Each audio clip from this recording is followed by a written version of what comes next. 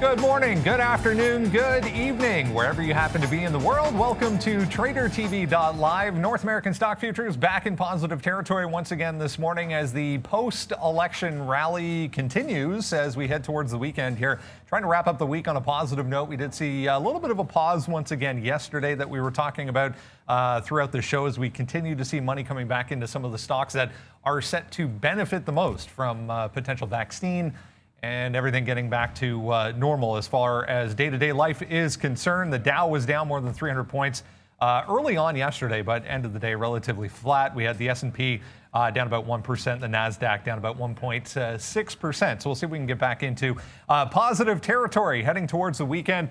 All kinds of earnings to get through this morning. We have Disney, we have Palantir, there's EV makers going crazy this morning, Li Auto posting better than expected results, and oh yeah, DraftKings. What a move that thing had in the pre-market. We'll talk about DraftKings coming up. It's Friday, November 13th. Yeah, November 13th on a Friday, 2020. TraderTV.live starts now.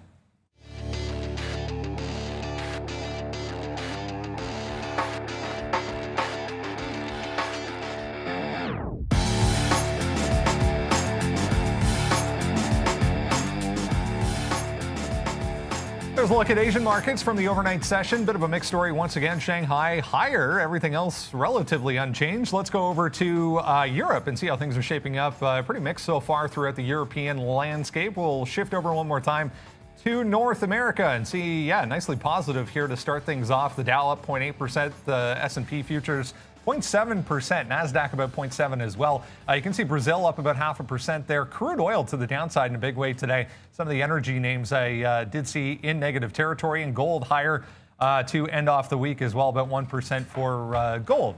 Good morning, guys. It is Friday the 13th. Oh, well. There's markets up anyway. Some earnings, lots of earnings, in fact, to get through this morning.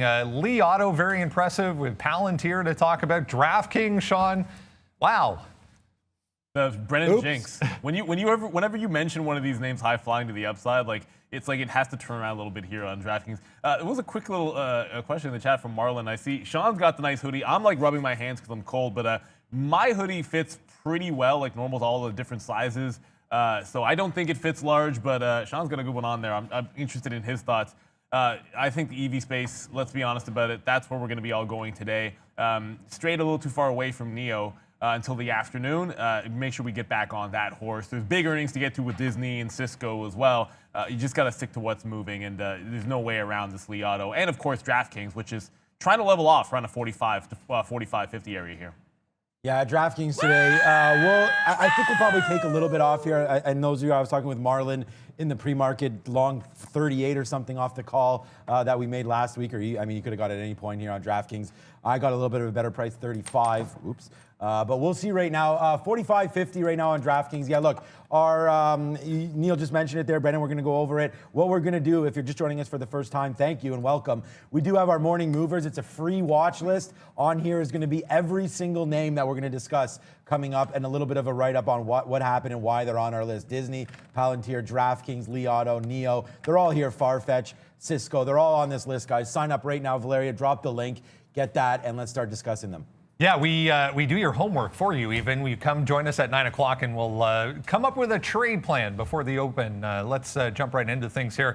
We'll have a look at what's coming up a little bit later on in the show. Brand new video coming your way. We're going to discuss the Hertz delisting. Sean's very upset about the Hertz delisting and the move to the OTC markets.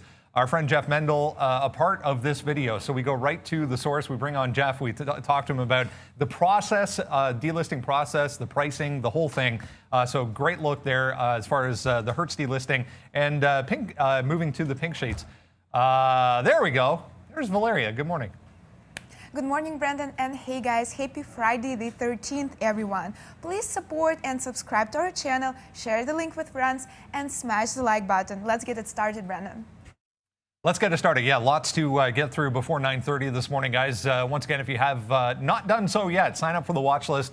Join us at 9 o'clock every single morning. We touch on all the stocks that are moving around in the pre-market and discuss a little bit about why and how we can approach trading them when they do open at 9:30. Blowout earnings as far as Disney is concerned, much better than expected. Obviously, there was a loss because of the theme parks pandemic-related loss, but everything else, including Disney Plus subscribers, way better than expected. 73.7 million versus 65.5. So a big number there for Disney Plus. They kind of overlooking the theme park thing here, guys, as far as Disney is concerned. Yeah, look, obviously they've sort of somewhat shown that they can reopen in this environment to the best of their abilities, with the exception, of course, Disneyland in California. There was some talk that maybe they would reinstate the dividend.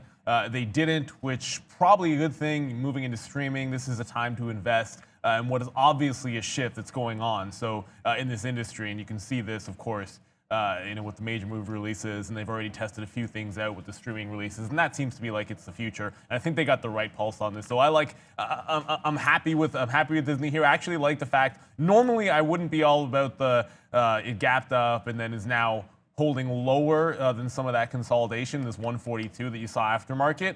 All that said is it just means you can sort of pick this one up at a better price. And I think when I was looking at this morning, I had like a 138.50 to 139.50 range that I wanted to see if I could buy in front of. So I would let it break the bottom. And so long as we can hold that dollar lower, I think that's where I'd be looking to jump into a Disney long here. Yeah, I'm super excited. You guys know, I think, and I was going to check for you and I forgot. It's either Disney or Google. That's going to be my largest holding. I don't see it. You guys like to see this imbalanced locator. I don't even see Disney on here, which is actually very, very surprising. Oh my God, we're going to get to NEO in a minute, guys. What is it now? Okay, it's coming back down, but this was at 52.73 days high. But no Disney on here, so let's just call up. I'm leaving this on here just for a second. I know a lot of you guys and girls like to look at this. FCX, one of the only sells. So is MGM there on the casino side of things. Everything else is buy. Fisker, hello. My SPAC shares got turned over to FSR, so that's good. Okay, so Disney, 142. I mean, you do have these wicks up here telling you a little bit that we did go up to 142 before coming back down.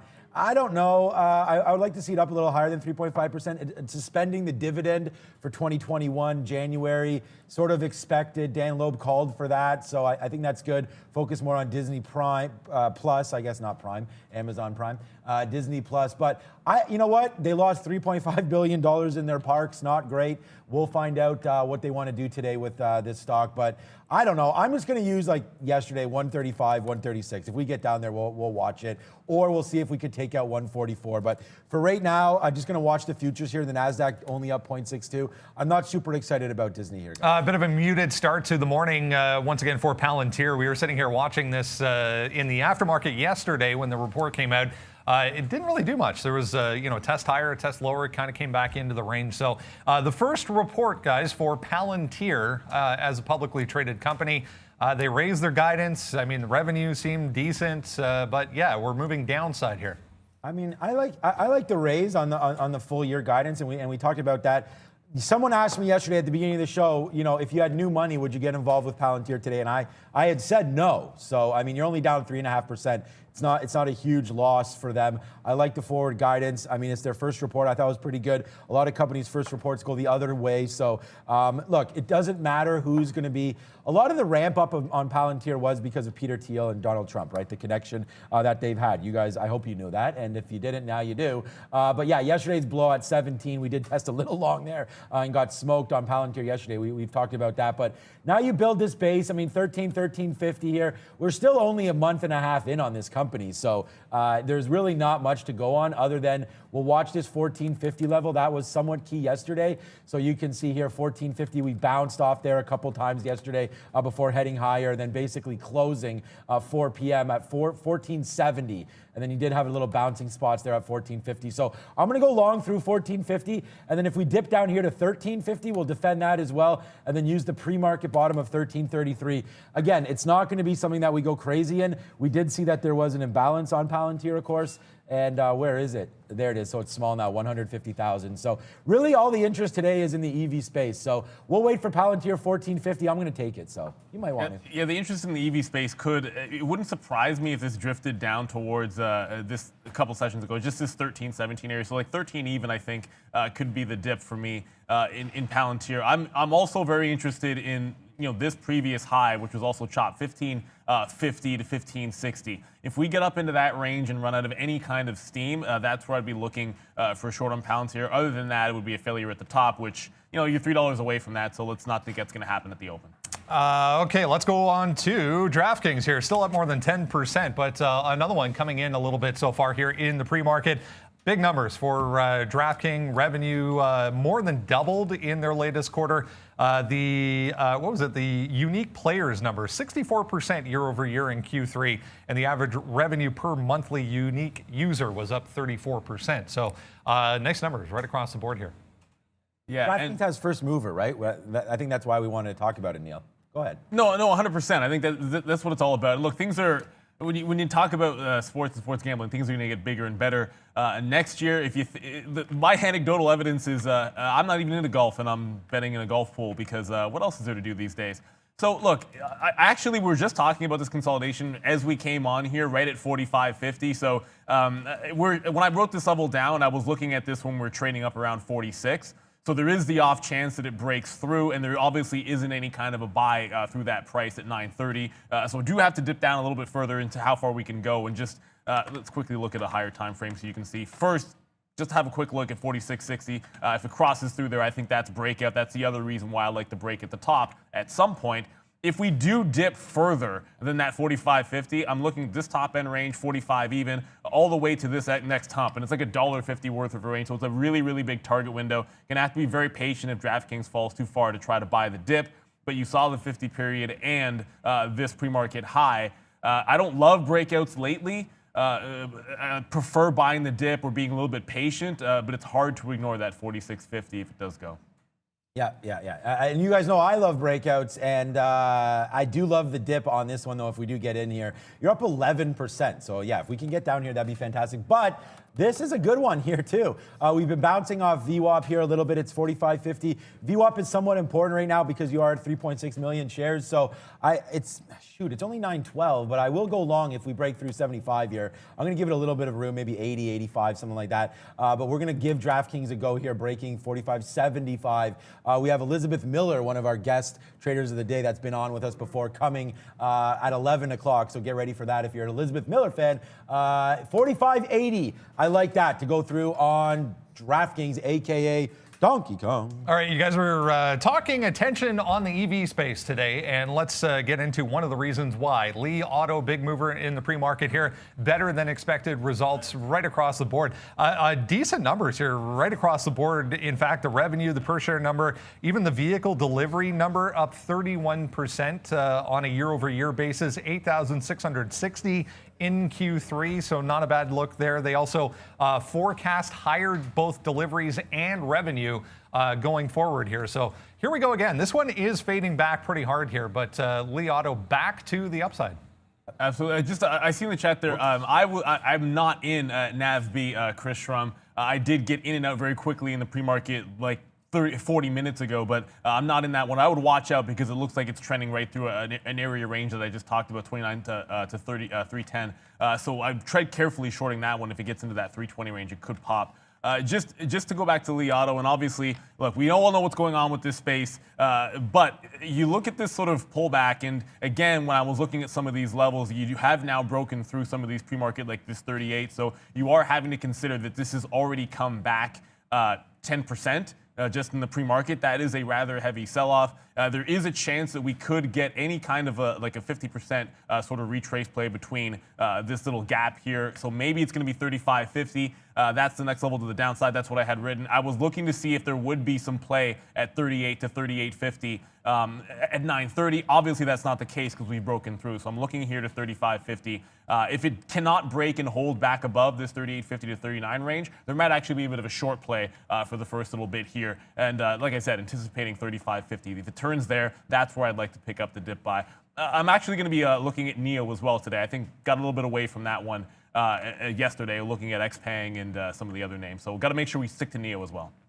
Yeah, no, NEO was a monster for us yesterday, and yeah, we had $44 or something, so we hit that yesterday. Okay, Li Auto, I'm loving this one. What did I write? I just put an order in actually for it, 38.30. So if we break through 38.30, which is basically this breakout right here, we're going to go long. Okay, and look at this, guys. DraftKings were already long, and it's already 16 pennies in the money, and trying to take out 46. So there's that call that I just gave you guys, 45.80. I actually got 84s on this move. So I'm going to wait. It's a small position. Like I said, it's 17 minutes. Well, now it's 15 minutes before open, but we already have DraftKings. It's already 16 pennies in the money. It's not the size that I want to take on it. So, we'll wait on it. I'm going to take a little bit out here and watch what happens around this 20, 30 level here. We'll get some out on the upside if we can, and then we'll reload DraftKings on the bottom. But yeah, Li Auto, guys, don't make the mistake. Yesterday, I was 9 for 10 on stocks, and I think you can play the breakout again on Li Auto. Was a banger yesterday, as well as XPEV and NEO. So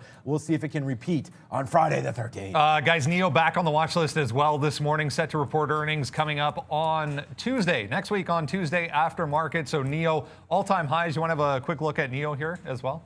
Yeah, and I think coming in last to report earnings, if I'm not mistaken, of all, at least the major players that I can think of, look, we're going to be defending this 50 level.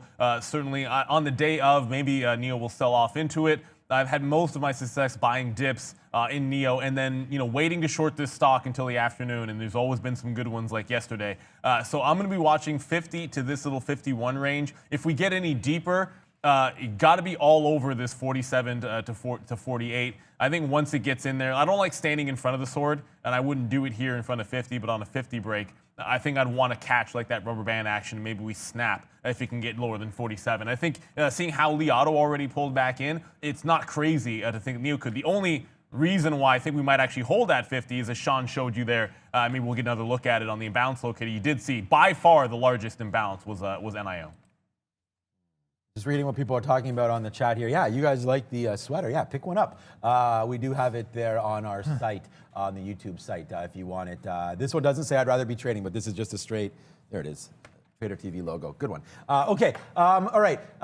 Li Auto, we're talking about that, but we were talking about NEO right here. Let's put up the imbalance locator like Neil mentioned there. Here you go, guys. 2.5 million shares to buy on NEO, and then you have 560 on XPEV as well, CCL, and then there's Fisker. So, yeah, that's about it for the autos, it looks like for now. I still like Ford and GM. We've talked about that over and over again. Okay, NEO right now making the moves down to 50-50. That looks like that wanted to hold that. Obviously, you got a psychological level of 50. Don't forget something. We're kidding about it being Friday the 13th, but it's also options expiration. So you are going to get some people today that are pegged to the 50 level here. So you may get, and again, I assume there's going to be more calls out there than puts, but you're going to have to get people that are either going to have to sell or buy shares to cover some of these options. So I think you could get another little squeeze here. Someone asked about what this line is. Yeah, it's volume weighted average price. This is a 1 minute chart. So that, and I believe in it now, 16 million shares. Remember, volume weighted. So if you have volume, it should tell you the story.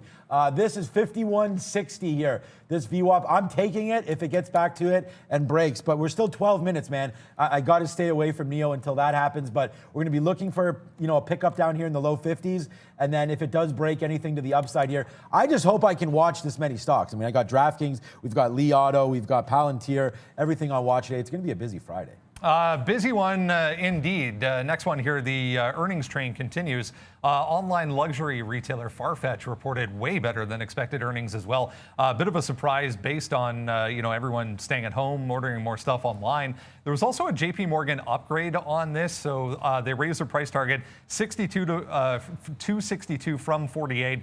And actually reaffirmed their overweight rating on Farfetch. I wanted to show this daily chart, guys. Like this move in just the past couple of weeks here, from $28 to $50 today for FTCH. Not one that we talk about a lot. Not usually, and look, it's on 160,000 shares pre-market, so not normally the amount of volume, obviously, that we'd be looking at, but when you have a catalyst and when you have a push like that, it's going to be hard to stay away from a couple of things. I do see, you see that gap up to 51, holding below a psychological level like 50, a strong move like that into the push. Sometimes you get those, whether it's price target raises or upgrades, and then the top of the move is in. Sometimes when the major players come. So if it doesn't break 50 off the open, this just feels like a retracement sell to me. It's just going to be trickier. Like when we do this on other names, you've got to think about the spread being usually better. And I see a 15-cent spread with not a lot of liquidity, so it could be tricky getting into position. But if it doesn't break 50 off the open, it's got to be some kind of a short. Yeah, far-fetched. I mean, this looks not exactly, but it does look like those Tupperwares. Oh, this is still Neo. Wow, big size there at 51. Remember, we do have the imbalance locator. We'll get to that in a minute. FTCH, I was looking at it on another screen. Yeah, up 11.5%. Wow, that's a big one today. I like anything breaking out. I like that JP Morgan upgrade there. I think when you get positive earnings and then you look like this on the daily chart, I mean, look at the daily chart here. We're exploding on this far-fetched. And there was a rumor, I believe, last week, Brendan, about it was Farfetch. I don't know I forget who it was, but someone was talking about taking a stake in Farfetch.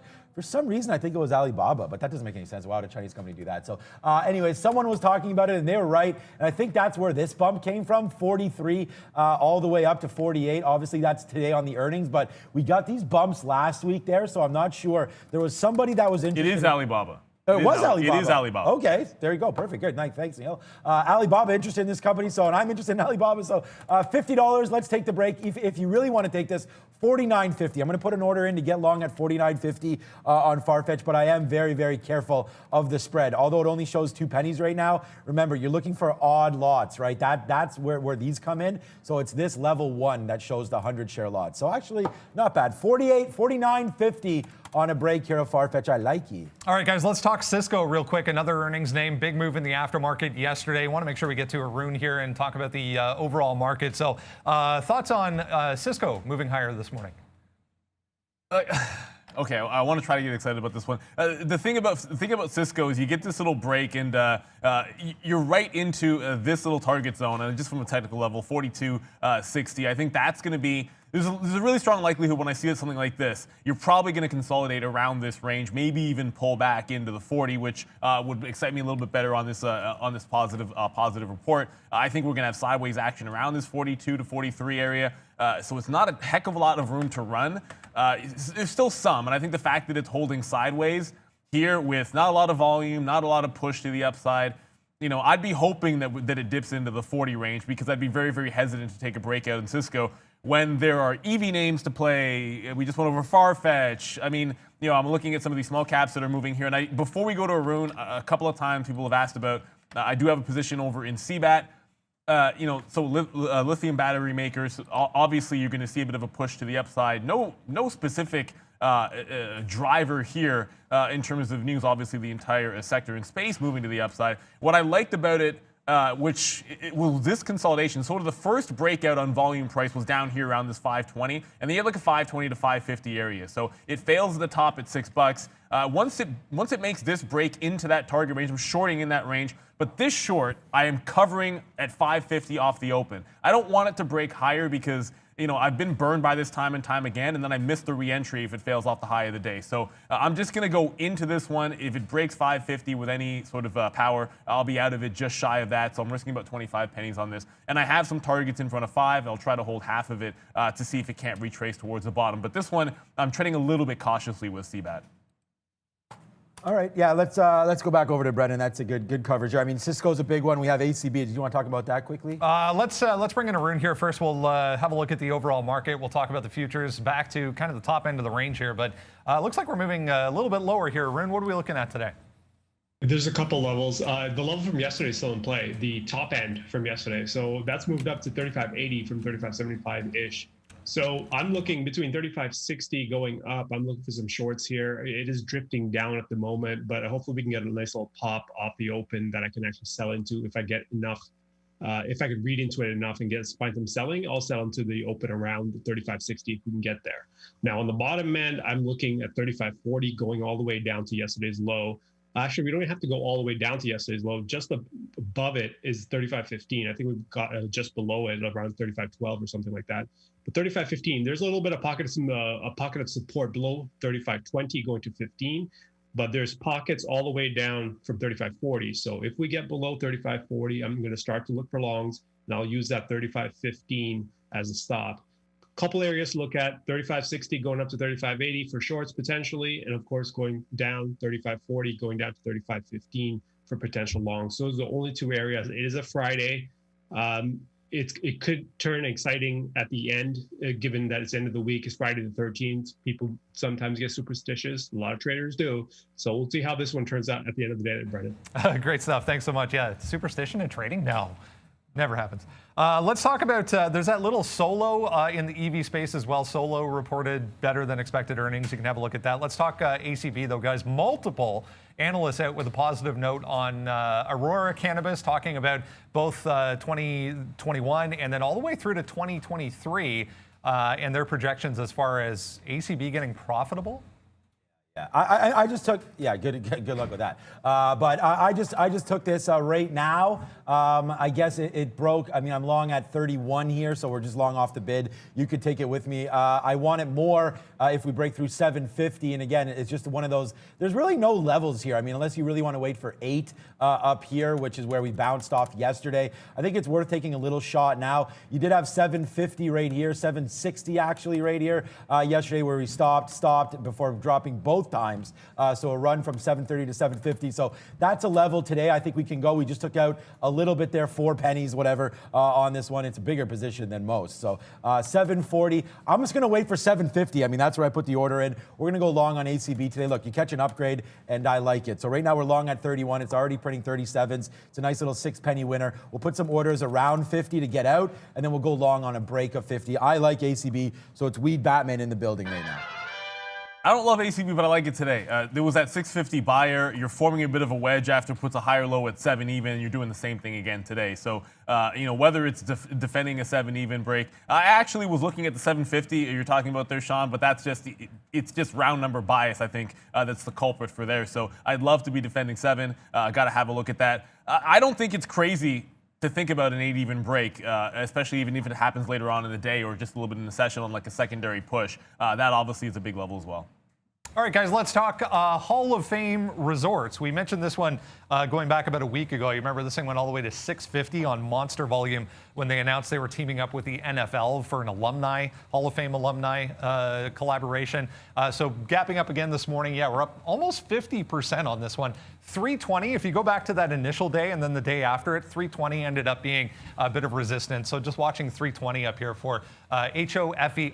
It was just an update. So the event happened, the alumni event happened, went off without a hitch, was very successful. So that seems to be the only news for HOFV. Guys. A great look there. I want to get to NAVB. I mentioned I'm not in this one. I had that one in and out short, like very, very early on, too early in the session, to be honest with you. And then there was this test, and I put it in the chat there, this 290 to 310 area. I wanted to see it test into this range. It already put in one failure. That's a good sign. I would have loved if this happened at 930. If this had happened right at 930, I would have been shorting at 290. So a couple ways to play this. If it makes another test off the open, I'll definitely give it to this 320 area to hope for a failure. Otherwise, looking to break down below this 270 to engage a short in NAVB. So that one firmly on the radar as well. NEO starting to push a little bit off of this. And look, ignore these wicks here. I do actually have an order to get a bit of a dip in front of the pre-market low here. It is consolidating 51.50. So if that fails to break on that imbalance number or a positive imbalance, I think we could get a dip in front of that 50 for the first dip by testing at 50 levels. What just happened with Li Auto? Like now I'm in this one at 40. It's just ripping. I put the order in thinking there was no way we were going to get to this level. So let's get some out at 75 if we can. We're already long 38.44 here on Li Auto. That just bumped up like crazy there. So we'll get a little bit out here. We're long right now, guys. 38.44. It just got spicy there. Look where it was, 37.40, and then blast. And I was like, what? I'm long? I do like the long through here, though. If we can break through VWAP, I'll take a little bit more shares on Li Auto. But this one already spicy here. Wow, that came out of nowhere. Okay. Okay, so Li Auto, DraftKings, ACB, Palantir. Let's just check the board quickly here. You want to see Neo's now getting close to paired off. Neil just talked about that. I have no idea what this is. DMYI, it looks like a warrant or something. CCL on there as well, and Fisker. So everything getting paired off a little bit, but all still buys with just a minute left here, Neil. Yeah, Li Auto, we're long. We're going to take it off at 75 and then go long again right here at the open and just see what happens today, right? It was a fun day yesterday, and there it is. Did we just get hit there? No, we're in the money right now, 50 cents. There it is, out right there for a nice little 40-cent win on Li Auto, and we'll take some more as we go. But already a nice little day on a couple EV ideas, guys. ACB, 7 cents in the money now. now.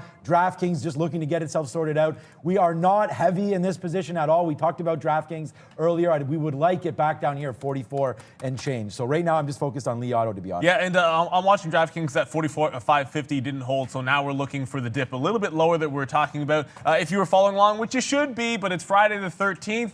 And it's not Valeria because she's dropping the bell. That must mean that Randy is behind me. There it is. Double thumbs up. 5, 4, 3. And Randy always breaks this thing when he does it. There we go, buddy.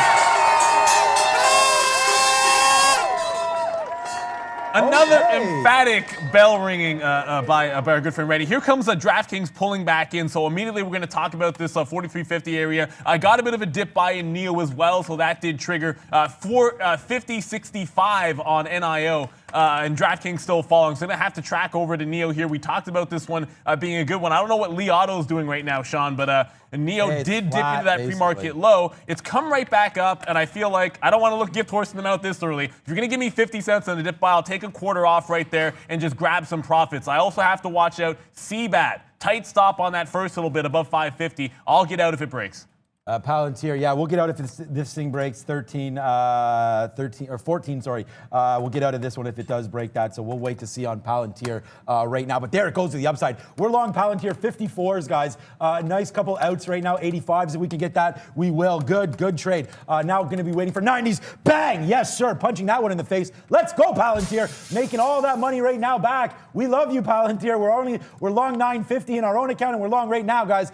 14.54, let's go. Look at Lee Auto, hell yeah. We open up and boom! Big explosions here, guys. I don't even know what to say. Pokeroo, Sean, you're on fire. What are we gonna do here today? Lee Auto, bang it out, guys. Palantir, bang it out. We're done, I'm done. We can be done today already, guys. Palantir, bang, take it, Neil, let's go. Nothing done over here, guys. NEO breaking through this level here, 51.75. Got the dip right at 50.65. I already got half out. Now we're tracking to like $1.50 winner. I've also picked up DraftKings. It's trending towards its bottom price, 44, the pre-market low. I got some 44.66 here. Now, if NEO comes back in and puts in a higher low, I'm going to add to my position, see if we can't bust through the top here, guys. Oh, man, guys. Bang. What a day already, man. We're just cashing it in. We'll hit the Papa Wheelies. You know, I should be wearing, though, on this one, a helmet because, you know, we have any damage there, then we're going to forget how to trade. But, yeah, what a big day, man. 38, like, look at this. Bang, bang, bang, bang. Lee Auto, man, just making us rain today. Long, 38.44. Bust through that VWAP. We take it, and we love you, Lee Auto. Thank you so much for all that cash as we go. So a big day here already for me on Lee Auto. ACB fading back in. Who cares? We're going to get out at 7 and change. Just a light position. All these positions I took in the pre-market are light. That's why you're going to hear me go crazy when a Lee Auto goes off, because we take this during the market open. We put on real risk, and there it goes, man, through the roof, guys. 14.85 right now on Palantir. Bang. This is us today, man. Feeling like a gladiator. We've got on the sweet duds right now. Hey, Valeria, I like your green as well. Thank you for the money green, Valeria. Now let's just keep spinning it, It's guys. a weird one. It's got to be because of Valeria. This is the first time. I can't even think of the last time that I was only long at 932. And it is here, and we got a bit of a dip buy here on DraftKings. Just to let you guys know, 45, some resistance. It breaks through 45. I'll start taking some profit. NEO is now a couple of bucks in the money as it continues to trend towards the high. I want to see it break the top before I try to get aggressive, take any more out. Brendan, what do you got, buddy? The other one that we were mentioning there, Solo, is starting to go here as well. It was a little bit late to the party there, but 570, 575 was that high from the pre-market. Just breaking 6 here for Solo, guys. And there it is, guys. Yeah, we'll look at Solo, but look at DraftKings back to 45. Let's see if it can get going. I'm not even focused on it. We just took out a little bit here. Lee Auto is $2 now in the money. So here comes another banger for you. We hit Lee Auto, just still ripping high side, man, ripping faces off. Let's just get out of more and more of this, man. I don't know how high this is going to go. We're still holding a little bit here, about 20 or so % of Lee Auto, and we just keep going to the upside. Palantir, look at our best out. 15 off of a 14.50 long. Are you kidding me? El Fuego, your boy is right now. This has just been an unbelievable morning. We didn't catch Neil. I know Neil did. Well, so that's really good. We tried to talk about all of the EV space just so you guys would know all about.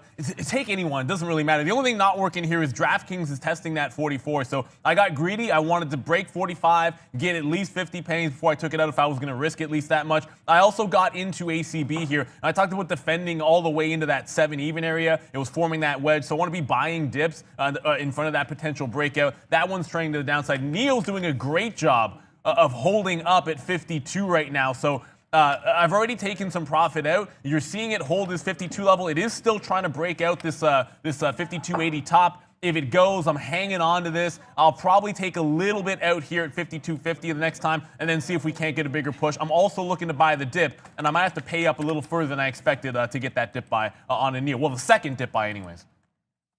Yeah, I'm going to, I'll go long NEO off that break too at the high side. So, but you guys, I mean, we are just like loving life right now. Li Auto like just makes the day right there. It's what an unbelievable trade that was. And then Palantir as well, guys. What an unbelievable trade. This, like, we're 2 for 2 on these. We did say, wah, wah, wah, we'll fall down the hole. Let me find one here for DraftKings. Where was that? I mean, we'll see. I mean, I'm still hella long this one in the 30s, so that's okay. But yeah, long there. And look, we took this at 9.14. And the best part is, I told you that we were very, very light on this trade. And so that's why we can hold this. You're never going to see me take like a $2 hit on a $40 name. This is very, very small. So I'm going to hold the last third of this, see if we can't find a base somewhere here, possibly go back long DraftKings for real shares on a 45 break, but more work needs to be done on that one. Li Auto comes all the way back in. I told you guys what we were holding, about 10, 20% of that one. We take some out. Now it's coming all the way back. So watch out for this 36 break. We could get a nice little pullback, obviously,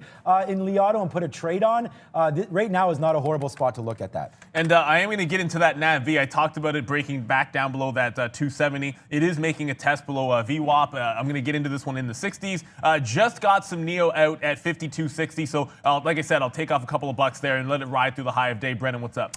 Here we go. Chinese name starting to pop back up here, guys. Vishops Holdings, Chinese name 3.8%, was a lot higher in the pre-market, worth noting, following earnings. So they reported aftermarket that were better than expected, but big volume there. Downside now for VIPS. I feel like I just got something else. Oh, 52.85. Oh, NEO goes all the way to the upside. Okay, I didn't even realize that one. All right, so now we're in NEO. Go, NEO! Bang! We pick up 52.85s, and we're using shares on this one, boys. Chicken dinner, winners time. Yeah, Valeria running the cash right now, too. So, Valeria, you got to do that again. Valeria feeling ways on the money today. Valeria, go ahead. Do it now. Do it now. There we go. She's sending the love this way. And NEO, boom, another one for you guys. We talked about taking out that high right there. Bang, bang, bang. We're almost flat on NEO as that one goes. Oh, yeah, and Li Auto, we hold that. I said this might be a good spot to get long. We missed it. It rips back to the upside. Man, I'm feeling ways today, guys. It's a floss type of day today. Look at the NASDAQ go. Look at everything go, man. This is a fantastic day. Glad you're with us. Wowzers. It's almost, look. Hydration Nation, take it, B. What a reversal there on ACB. PDD, guys, the one from yesterday, the big one from yesterday. Another 7.5% here. All-time highs once again for Pinduoduo. Yeah, and speaking of reversal in ACB, I'm going to get to NEO in just a quick second here, but ACB testing that $7 area. I'm going to start adding now that we're getting closer to that 7 even. NEO on the pullback, look, it got to get me back to this 52. I'm trying to be patient with it, still hanging on to our original dip buy. I'll play off of VWAP if this wants to dip back in, and that'll be the next run to the upside. It just broke 53 again, so a couple of bucks in the money, a little bit more than that actually. And I mentioned NAVB off that 270 area. It just made another test, and another lower high got put in, so I am in the short on this one. Finally, I did have to wait till after the open, which was a little bit of discipline on my part. Watch out for that 7 even. It looks like ACB is trending down just a little bit. We did talk about Cisco. I don't want to get too far away from that name. I was kind of hoping we'd get like 40s or so on a dip. That hasn't happened. So Cisco potentially looking like it wants to break through the top. I wanted to defend that 40 price. It never got there. Oh, come on, DraftKings. So let's figure out what DraftKings is going to do, guys. I mean, like I said, we've hit our goal. We hit our goal early today, and I said keep having to extend said goal, and I'll do that because it's just been too easy for me the last couple of days. DraftKings right now upside. We'll wait on it. I mean, I'm not really super excited about this one. NEO. I mean, we took the break, and I mean, the breakouts are just working like crazy right now. 53.50, it's still going to the high side. We still have NEO. That's 65 cents in the money. Li Auto, $1.70 in the money, guys. And Palantir now 33 cents in the money, not doing much. We'll take a little more long if it breaks 15. What up, B? I mean, it's the whole group. Look at XPEV as well. $50 about to go on XPEV here. All-time highs for XPEV, guys. And look, it's getting ridiculous here on some of these names here. I'm just going to go back to CBAT as we just crossed like $3 on NIO. It looks like we're headed to 55 rather rapidly. But this CBAT failure at this price, 590. I talked about it. We take some profit, get out at 550. That's what we did to save some money. Now that it wants to hold this lower high off the pre-market, I can start thinking about getting in 560, 570 short side on CBAT. I said to tread lightly on this one, and it made a move to the upside on the open. So that's the reason why it just looked relatively strong. That's why I had a tight stop on this name. ACB's holding 710. Looks like I might not be able to get some at 705. I'm going to have to pay up if I want to get some buys in front of that 7 even. Oh, man. I mean, it doesn't get any better than this. Look at this reload on Lee Auto. 38.90, guys. Took that out right there for 50 cents quick. This was in about 30 seconds. We took a 50 cent, not even, like 10 seconds. We get long. I told you this was a good long spot down there. We get long and get that out right away on Lee Auto. So a good little trade there on that reload. And things are just like looking up here, guys, for us today. Neo coming back a little bit. My out's going to be right where we got in. We've already destroyed this name. I'm not going to hold it back down through where I got in. I'm not about to play that game. So we'll wait on that one going through. We also just did take Alibaba there through 20s. So right now we're long. We should be long 20. Yeah, 264.30, and there it is. Out at 50. That's a quick 30-cent win there on Alibaba as well. And by the way, pigs get slaughtered, guys, out of Neo for a big-time winner. So we throw out on the chicken dinner winners today, guys. It's been a big one. I hope you're enjoying this Friday the 13th. And just gave you guys that CBAT in the nick of time. Was talking about this little rollover. Back into this one, 556. I did have to chase it just a little bit. I will take profit out in front of this 510 to 515 bottom. We did see it stall out there before in the pre-market before running to the upside, so got to make sure that we make a little bit of money on the way down here. Just to get back over to ACB, it is starting to bounce just a little bit, and talked about the wedge that was forming. It's always better to look at it from the actual time frame that matters, and this is a good 15-minute, gives you better perspective. 650, 7 even, continue to form that wedge. It can break from here. Thank you very much, Sir Randy, for the reload, the poo-poo cup. But I got this one at 717. I wanted to add one more time in front of 7 even. If this one breaks through the top, I think 8 is an obvious target, as Sean had mentioned earlier. Guys, Palantir breaking through 15. We took more long. And look at these calls, man. I gave you DraftKings. How much is DraftKings up today, guys? 8%, right? Palantir, another big earnings play for your boy, up another 4%. Let's do it, man. We're killing it in these accounts, and we're killing it everywhere, Brandon. Give us another one, my friend. Fisker, guys, FSR 15.5%. Wow. How about that one? Yeah, $17 taken out there on the open. We're up to about $17.50 for FSR as well.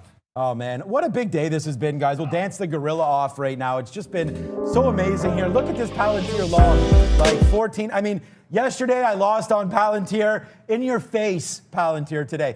We go long there right now, long again, and now we're just cruising to the upside. So big days everywhere here for me, guys. We're really, really proud and happy with the way this has worked out today for all of you as well. I hope you're enjoying it, and I hope you're having just as much success as we are here on the show, guys. Let's do this. And Neo's leveling off at 52. I talked about wanting to buy a dip, but look at how far it crashed back in. So I might have to just take it anywhere in this range if we get any kind of sideways or action, or even a bid that just steps up on the level 2. I wanted to dip by this name. It's looking like it's coming into here, but I want it to stabilize just a little bit. So I am watching the tape.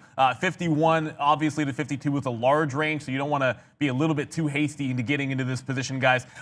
ACB's back in the money for me on the long side, and that NAV-B basically flat. So, there goes Neo. If you chased it, it is what it is. I'm going to try and park it down at 52. I wanted to see a bid step in, and it was just so crazy it never actually happened. So I'm going to have to pay up just a little bit, but I wanted to be certain it was popping here again. Yeah, we got out of Neo, already crushed that one. Look where we got out. And guys, that's the thing. You go perfect on your outs too. Like, I just saved myself $1 there by getting out, right? So I don't think that's, as important for a lot of you guys. You don't understand sometimes the outs and where you get them, because by me getting out right here, it allows you to reload, right? So if you like the long, and again, depends on your shares. If you're not using big shares, then it doesn't matter. You can hold through, or what your bottom is. Like if you have 50-40 as a bottom, then yeah, holding maybe up here is a good idea. But like right now, you can look at view up and think about getting long and saving yourself a little bit here. So we'll wait to see on Neo what's going to happen with that one. Alibaba's going to come out if it breaks 263 to the downside. But yeah, Neo just looking. I'm just looking at a longer time frame here. I don't really like it right now. Let's let this thing settle down. See if we get to 50-50, man. These EV spaces are heated up. And I'm going to go with a backflip action here, and I'm going to go back over. Neil just popped back up to 52. I'll get to that. But CBAT, as planned, and twice this week, you saw me break my rules. This time we stick to it, and it's going to work out for us.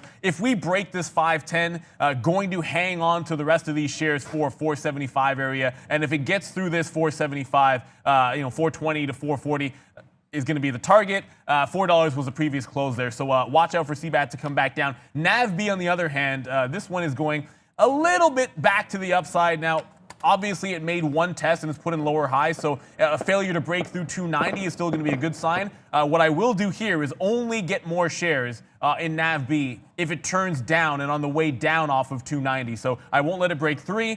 And I'll only add to my position if it on the way downside off of this 290 area. Brendan, what's up, buddy? High flyer we've talked about many times. Cassava Sciences back to the downside here big time today. 21% on an offering. So they announced an offering in the pre-market there. But this is an interesting level in front of this. $8 was resistance, then support. $8 right down here for Cassava Sciences, guys. Down big time today. 21%. Well, I guess that's what happens when you do offering. So here comes Neo. It is leveling off around that 52 area, like I mentioned.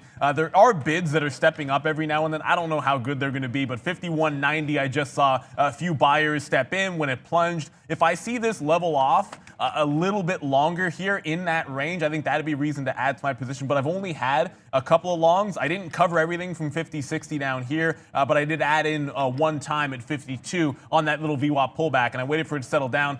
52 was a dip price after it broke the pre-market high that I was looking to get in. Giving you back to ACB here, I like the fact that it's leveling off a little bit here. I've only had a couple of ads, and I'm probably not going to get 706s here, so I can go ahead and cancel that. I'll probably try to add some here between this 10 and 15 range. If it does hold sideways, I got no problem with that. I think that's going to be fantastic. Eventually, the break of 750 to 8 is going to be your target outs. The dip buy has worked so far in Neil, so we'll line that one up and lock those pins down. I'm not really a very good bowler, so I don't know why I keep hitting that one. So again, this will be the last of my position from that 50-60. It's now just the 52 ad that I have. Let's see if that one can run. I will not give this trade all the way back into the 50 like I was going to with the first dip buy. I'll trail this one to about 51.50. Don't want a winner to turn into a loser. Let's go to Brennan. Some of the clean energy names starting to pop up a little bit. There's actually news on this Sunworks, SunW moving around. They had a merger agreement in place with PEC, which is another one in that space. They've ended that agreement, so no longer set to merge, which apparently is good news because this thing's up 16%, was higher in the pre-market, but starting to move here. Back to the upside for SunW.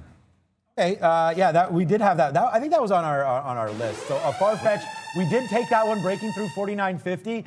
It ripped up $1, honestly, on that trade, but we were not fast enough to get it. I was busy loading up pay for short, so we'll have to wait for this one. But we are long. New position. That's why we hit the siren right now. New position alert for Farfetch.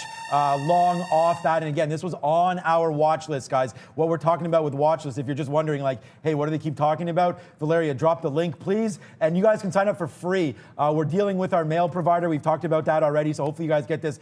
It's morning movers, man. It's watchlist.tradertv.live. And where's Farfetch? We just take that out right now. 15% up. There it is right there. That's why we're long. Hey, I thought I had an order there at 90, but it goes to 89. Give me a break there. Farfetch, we just could have took 50 cents, but we missed. So we'll wait on that one. Our order's upside. Oh, don't get me out now off missing that. Yeah, just not very liquid here. 3 million shares is liquid, but look at the spread. We talked about that earlier there. So we may get stopped out here. If we break back down below 48.50, I'm not going to let this one retest bottoms. We just missed a 50 cent winner there. Speaking of testing bottoms here, Disney pulling back in. We talked about the event that this could happen on Disney and prepared for some little dip buying action. It didn't hold my first target range. That's why I completely ignored it. If it blows through both prices, you want to see consolidation on the lower end of that 38.50 to 39.50. If it gets down into this 36, I think that's going to be more of a stand in front of the sword level than it was higher. So if we get down here in Disney, I'm prepared to buy in front of 136. But Brendan's got a little something for us. What's up? Fan favorite, Co-Diagnostics, 3 days in a row now for CODX. Back to the upside. It held 12 3 days ago. There was a little bit of news. They updated their COVID-19 test kit and made it apparently more effective, so more accurate as far as testing is concerned. So 3 days now back upside for CODX, guys. All right, we just took the Again, guys, long here. What's my position? Long 39.10. It's at 39.60, so I think we could probably take out a little bit here if we can on Li Auto. I'm just going to use this bottom here of 38.20 or so as an out. So we'll wait to see there. It just ripped in the money 50 cents for us, but we have to wait to get out of it. I don't know what it's going to do now, but 39 is coming back in a little bit. We will average in just a little bit more here, just on the EV space, man. We do like it, so I don't want to discount this for too much. I think we can get back to 40 at least, where we had a little bit of decision-making time there, but our best longs down here. So if we can reload, we'll do that, which we just did. So here we go again, guys. Another 44-cent win here on Li Auto, looking to get out near 40. Speaking of reloads, we did reload in NIO, of course. It's making another run towards that high of day. Now, 53.66 is the current high. Look, this little dip by, if it's going to reject here through the top, I got to make sure I take some profit off on the way back down. So it's either going to be here around 53.25, or we're going to let it pull back into like 52.50. I just feel like if there's going to be a range bouncing off of VWAP, I want to take advantage of it. It seems like it's only going to go upside, so we'll try to slay this dragon. I should have hit the EV one. That was the one that first hit. I'm going to hold through a break through the top and then look to see what happens if we can get ourselves to 55. As far as ACB goes, you can see we still have that long in ACB. I'm not. It does look like it wants to push higher, but I'm not really taking any profits until we get to that 750. We get up here to 35 to 45. That's when I'll get out. 750 is almost like an ad on a break as opposed to taking it out. Brennan, what's up, buddy? I just saw this save. Spirit Airlines having quite the day here so far, up, almost 6%. Coming up to a decent level, though, 1925, 1930 area. Resistance in the afternoon, but straight higher so far for save, guys. Oh, by the way, we did get our FTCH there for 40-cent win there. Long 50, out 93 there for FTCH. So Farfetch, we did take that. My next out's going to be trying to be up here at the day's high. So we do like Farfetch there. Li Auto, we're not out of that yet, so we're going to wait to see what it wants to do here. I could have gotten out numerous times at 60 for that 40-cent win. We'd actually just picked up some more down here. So our average price 39.03 right now. I think it's prudent to get some out at around 50 if we can. So that's Li Auto running the table again for me here, up 35 cents on this position. Looking for more though, guys. My orders are up here in the 40s, but we'll see if we can get it a little bit earlier than that, some 39.50s. Just looks like it's having a problem right here. I don't know. It still could bounce, so don't get me wrong, but 39.45 seems silly not to get some out around here for 40 cents on Li Auto. Yeah, it just feels to me like, and it's, well, I mean, it's sort of obviously true now that I look at it. You talked about Li Auto stalling, and the same thing is happening here in NIO. You know, honestly, Sean, this is more the reason to hang on to this one if it breaks through the high. It just feels like always selling short on some of these.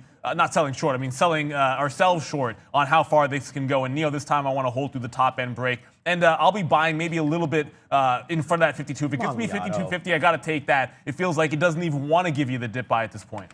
Okay, so there's some size there on Li. So I just, 39.30. If that breaks, then yeah, maybe we go a little bit more long. So I just got some out there. Let me see if I can scroll this to you guys. It's gone now. It's not gone. It's there, but there was size at 39.30 there. So we did get out of a third of our position at 29. There we go. Let's see if we can see it here together, guys, on the list. Let me see if I can just drop this down just a little bit. There it is. Oh, you saw it there for a second. Unfortunately, the books don't. There it is, 600. So that's 6. Oh, it's moved down. So now it's 39.10. So this guy's following this down. So Li Auto could be in a little bit of trouble here. Size following down on Li Auto, guys. Yeah, I mean, I'm not seeing the same thing on NIO, but it did just drop. The second you showed that size, I saw us drop a little bit there. Now, CBAT, I just mentioned in the chat, I still have this one short. I'm now looking to add to my short position, but I needed to roll over. It just retested this 550, which was my pre-market out.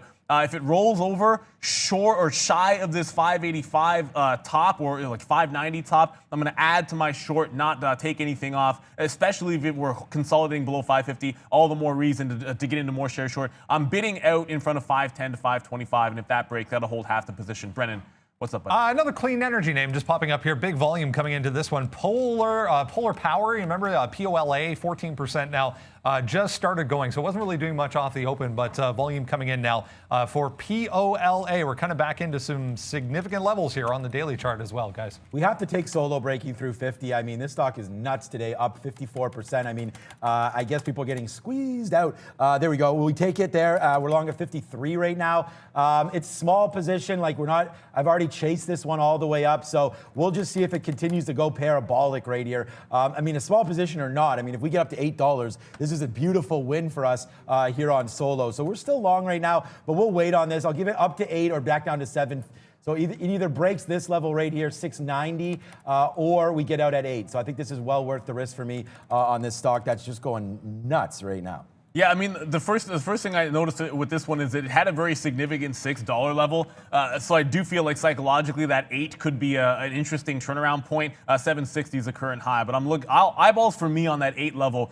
We have free shorts on this one. I'm not shorting it yet. I'd rather it holds to the upside, actually. Brendan, what's up? One that we haven't mentioned in quite some time just popping up here, Smile Direct Club, SDC, coming up to $10 there.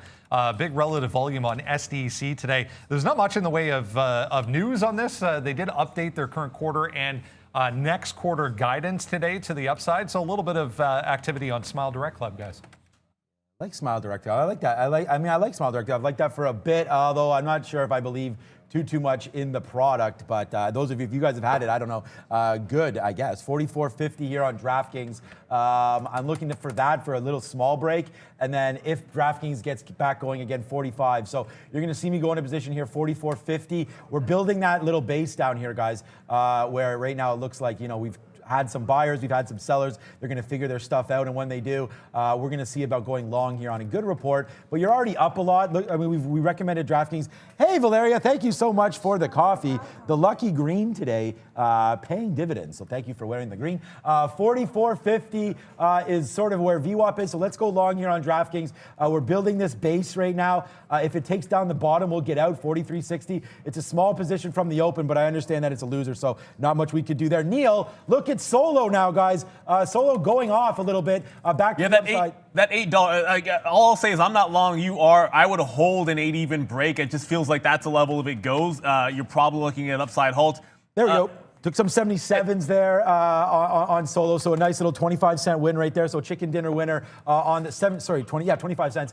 Chicken dinner winner on the first part of that one. We're gonna wait to see what's happening with that one. Is Palantir. We take a long again, man, and just keep crushing this name, guys. We're long again at 20. It's at 30. Let's go Palantir. Slap shots everywhere.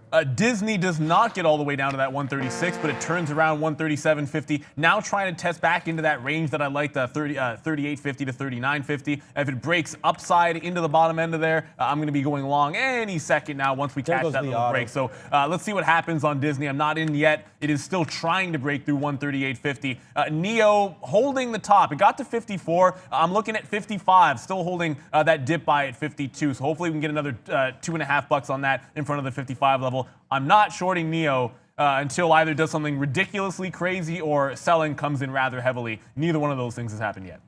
Okay, 45. Here it comes, man. Just almost like as if we just called that from this bottom here. We showed you DraftKings that we liked it, building a little bit of a base. Let's see if it breaks through 50, and it does. So now we're going to go long. We just did go long here at 44.50. That was a big ramp up, so I understand that we're playing the momentum here in DraftKings, going long. I don't know if it can withstand this. VWAP is at 61 here, so that may have been a little bit early. We did talk about going some here at 44. The big one's going to be here at 45, but we are in this position, so we're going to put our, we stamp our name on that one and put it. But look at Lee Auto. What a banger that one was, guys. Going long at 39, out now at 40. So once again, guys, the cash register just keeps on ringing for me here. And Lee Auto just going to the upside again. I wish I would have held some of this, but I didn't. Damn it, we were just hella long there. Look at this, 40 and change now. Damn you, Lee Auto. We had you and we didn't hold, guys. Yeah, and I've got the last of my ACB. It actually finally dipped down to 710. Like I said, I thought I was going to get like 705, something off this actual bottom, but I just waited patiently for it to get to the low here. If it breaks back to the upside, I wasn't taking profit at 30s. This time I'll go ahead and do that. I mean, it's a $7 stock. I should be taking 10, 15 cents when I get a shot at it. CBAT just broke 90, so I'm out of that short. That's been a roller coaster ride, but I'm treading lightly with that one just because it felt like a relatively strong one. So I'm not done with it. I'm probably going to try shorting again at some point on CBAT. Just to track back over to Neo. I know I mentioned 55. It has to break through 54, obviously, first. No trailing stop for me just yet. I want to hang on to this one, buy it if I get a shot at VWAP. It just has not given any hard pullbacks to get me into position.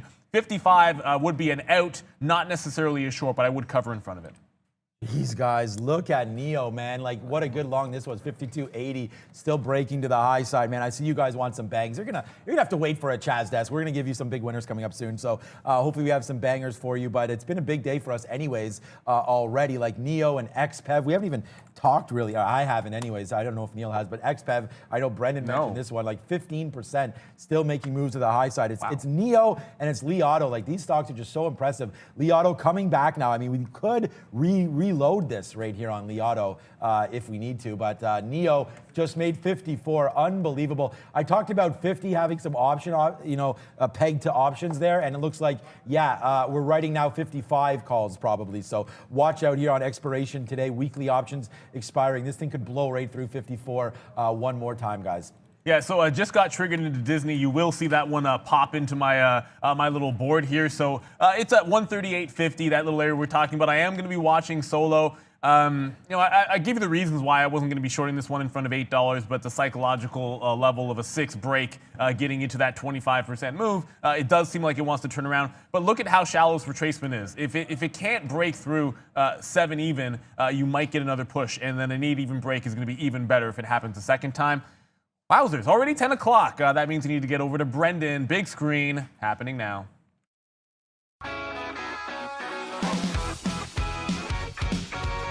Hey guys, 10 o'clock. Let's have a look at North American markets here. Nicely positive, as we mentioned. Trying to end the week on a positive note.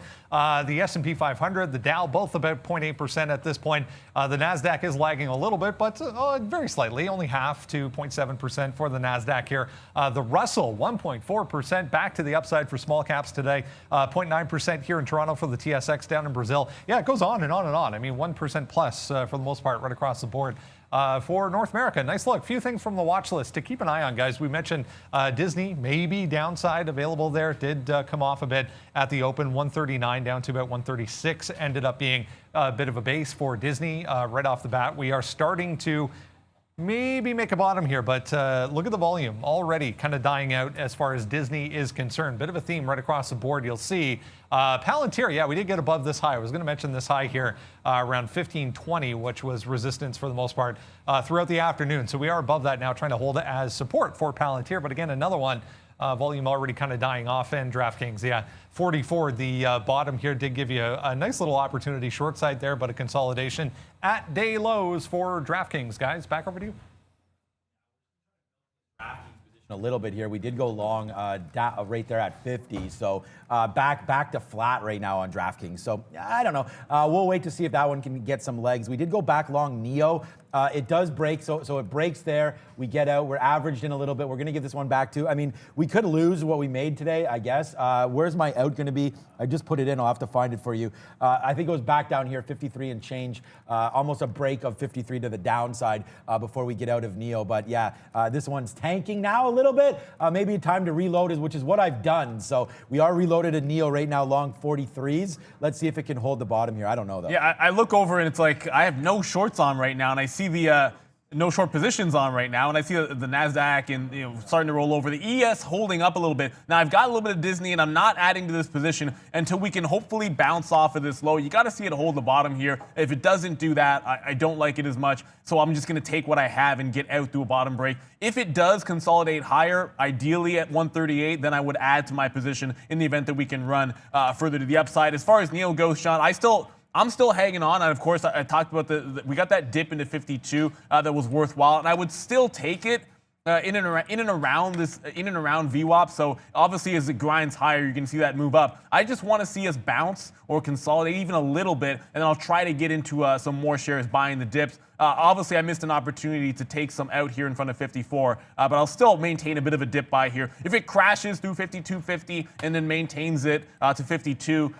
break even-ish is my stop. I'm long at 52.14 now.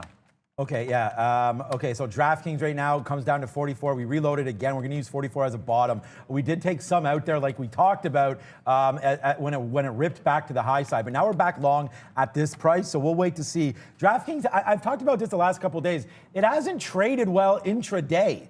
We've noticed that, and if you've been watching the show, we have called that out a little bit, and it's just, I don't want to put too much more into this one, but guys, I don't know. I mean, this is what we're talking about. Hopefully you guys are on Palantir today. This was a call that I made a hell of a long time ago. Earnings comes, we get an extra 7% on Palantir. We're looking to go to all-time highs again. We're long still, 1522. Look at these longs on Palantir. Bang, 1453. Are you kidding me? 1450 long Palantir. Long again, 15 break. Long again, 1520. Now you're up here to 1570, guys. This is a 45-cent winner as this stock continues to go to the moon upside. Solo, we're still waiting for a 7 break. We talked about that. We've already taken out half up here at 77. And so, again, it'll be a loser if it does break down and we have to get out. But I thought this one was well worth the risk. Not a lot of risk on this one. Basically, the day is waiting on not the day, but my big position right now on DraftKings. But see, it doesn't want to go. We're going to get out if it breaks 44, guys. DraftKings, big call for me, up 7%, but not trading well during the day. We'll take the money in our long-term account. What up, B? Another one that had earnings, didn't mention it, but Blink Charging down 5.5%, kind of in that space, but negative earnings here. Aftermarket yesterday, you can see for Blink, it's come back to $10. Kind of struggling here though at $10 for Blink, guys. I'm just having a quick look, and I found myself all long today. And then looking at Solo, if it gets any kind of a sideways or a bounce, 640 to 660, if I was short, I'd be taking it out there. I'm not, so I'm actually thinking there could be a bit of a push. As long as it doesn't halt to the downside, I will like this one on any kind of a push in front of like the 650 area. Might be worth even dipping into a long on sideways action here. Now, ACB just came back to flat, so it continues to make its defensive 7 even over and over again. Watch out for that CBAT. It could break through its high at 615. If it does, my hands are off the keyboard, but I am going short again if it fails at this price. So looking to catch a bit of a bounce play here on Solo, as again, this is where I'd be covering if I was short off that $8 range. So got to think at least about taking a long in front of 650. Okay, guys. Yeah, I'm just putting some stuff out there. It's nothing major. Okay, Palantir still upside. What else did I want to look at here? I want to look at NEO and Lee Auto. They've both fallen a little bit here. NEO, we gave some back there on that break and got out, right? And then it ripped back up to 53.50. So we're going to watch out, man. It's bouncing off this view up. I still think there might be something there on this one. Weed Batman is still in. Here, come on, Weed Batman. You got to make a decision on this one. Aurora Cannabis, we're long at 730. We got some out here for about a dime, and then now it's dropping down, bouncing off that 7. So I don't really see anything. There goes DraftKings. We'll fall down. We'll put that one in the gates of hell. As I told you, it has not trading well intraday. So DraftKings falls down. We get out. We lose that 30 cents there on DraftKings plus that initial stop at the top. So DraftKings, my worst position by far, but that's irrelevant. Well, it's not irrelevant. You lose money, you lose money. But look at Palantir, just embarrassing, up now 8%. What a great call that was. Like a little bit of mac and cheesy for you. I was tweeting this all last night, and I know a lot of you guys gave some love on Twitter for Palantir call, but there it is right now, up 8 and change. I said we'd have to wait till the morning. What's up, B? Candy Technologies, another one. If you remember the earnings, they didn't like at all as far as Candy's concerned. We were down at 6, all the way back to $8 for KNDI, another 17.5%. Volume big time on this one today, guys. Okay, so there's another bit of a reload. I talked about this 52.50 area and around a break-even stop on that 52.15 dip on NEO. If it crashes through, we'll just take this one off. So far, buying the dips has worked. So this is the target area that we have. The one to actually be careful about here that I'm in, and I did give you a little bit of a look on Disney as to why I was not going to add to this position just yet. But it is now trying to bounce off of this 137. Call it end change, lower, higher low at least. So I get some sideways action, giving me some reason to maybe add to my position like I was waiting to do. If it breaks through the low of the day, I will be out of Disney altogether. But a good place to add here. So I'll pick some shares up if I can, right around this 138 even. Still only giving it to low of day, however. Just tracking back over to Solo. I have added to my position here, so I have 673 off of that 650. If it breaks below 650, I'll just cover that one. I just feel like that's where I would be getting out of short, so maybe it runs out of steam to the downside, and we get a secondary push upside. Brennan, what's up? Anyone looking at this UROV up 93%? That's a buyout merger deal announced. $16.25 in cash for UROV. I was just trying to find the buyer there. Submitovent Biopharma buying this one, 93%, guys. Ooh, okay. Big one there, 93% upside there. Okay, 93% premium, sorry, on that buy. So good little look there. Thanks for bringing that to our attention, Brendan. And I want to bring to everyone else's attention Palantir, as it's still, guys, making moves to the upside right now. $6.50 win. $6.50, 65-cent win. I wish $6. Upside here. We'll see what it can do.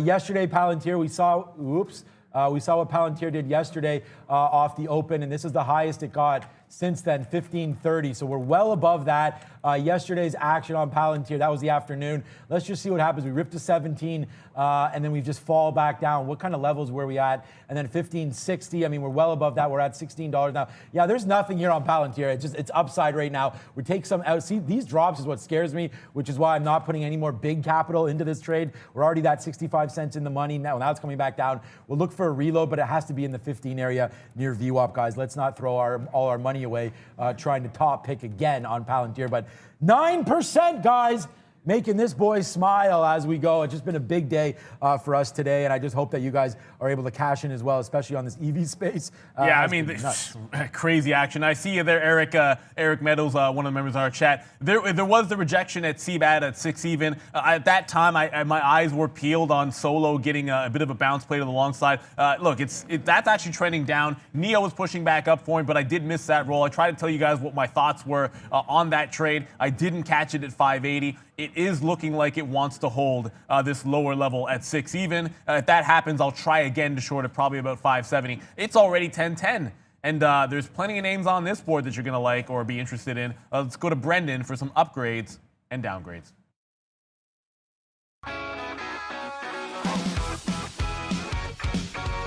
Hey, yeah, let's get you a few more symbols to have a look at, upgrades and downgrades on that side today. Interesting names on here: Cheesecake Factory, Disney, Hexcel, and this is Pinduoduo, 8.5% to the upside earnings yesterday. A whole bunch of upgrades today. Kodiak, Palantir did get a price target decrease, so that's why it's on this side, but still, yeah, better part of 9%. And Welltower there. We'll shift over and show you a couple of these real quick.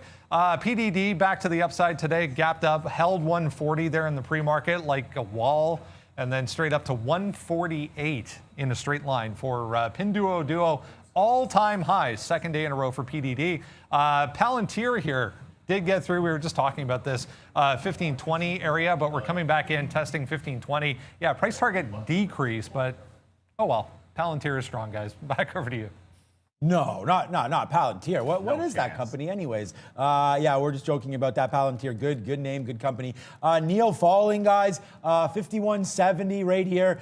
Should be a good place to get out and then reload into a short. I'm actually thinking for Neo at some point. It's come all the way back down here. I'm excited for the short. We're going to average in one more time. So we just took some long at 90s right now. Again, if this breaks, man, we got to get out of this one and decide about going short. I thought I'd never go short on Neo, but here we go, man. It's tanking. Yeah, that was just my cover. So when it broke that break even, that 52.14 was my average average on the first dip buy. When I took the second one, I gave it to that 52 break. I'm out of it. Solo's leveling off, and I'm holding off on adding any shares until we get any kind of a bounce. I'm giving it only to 650.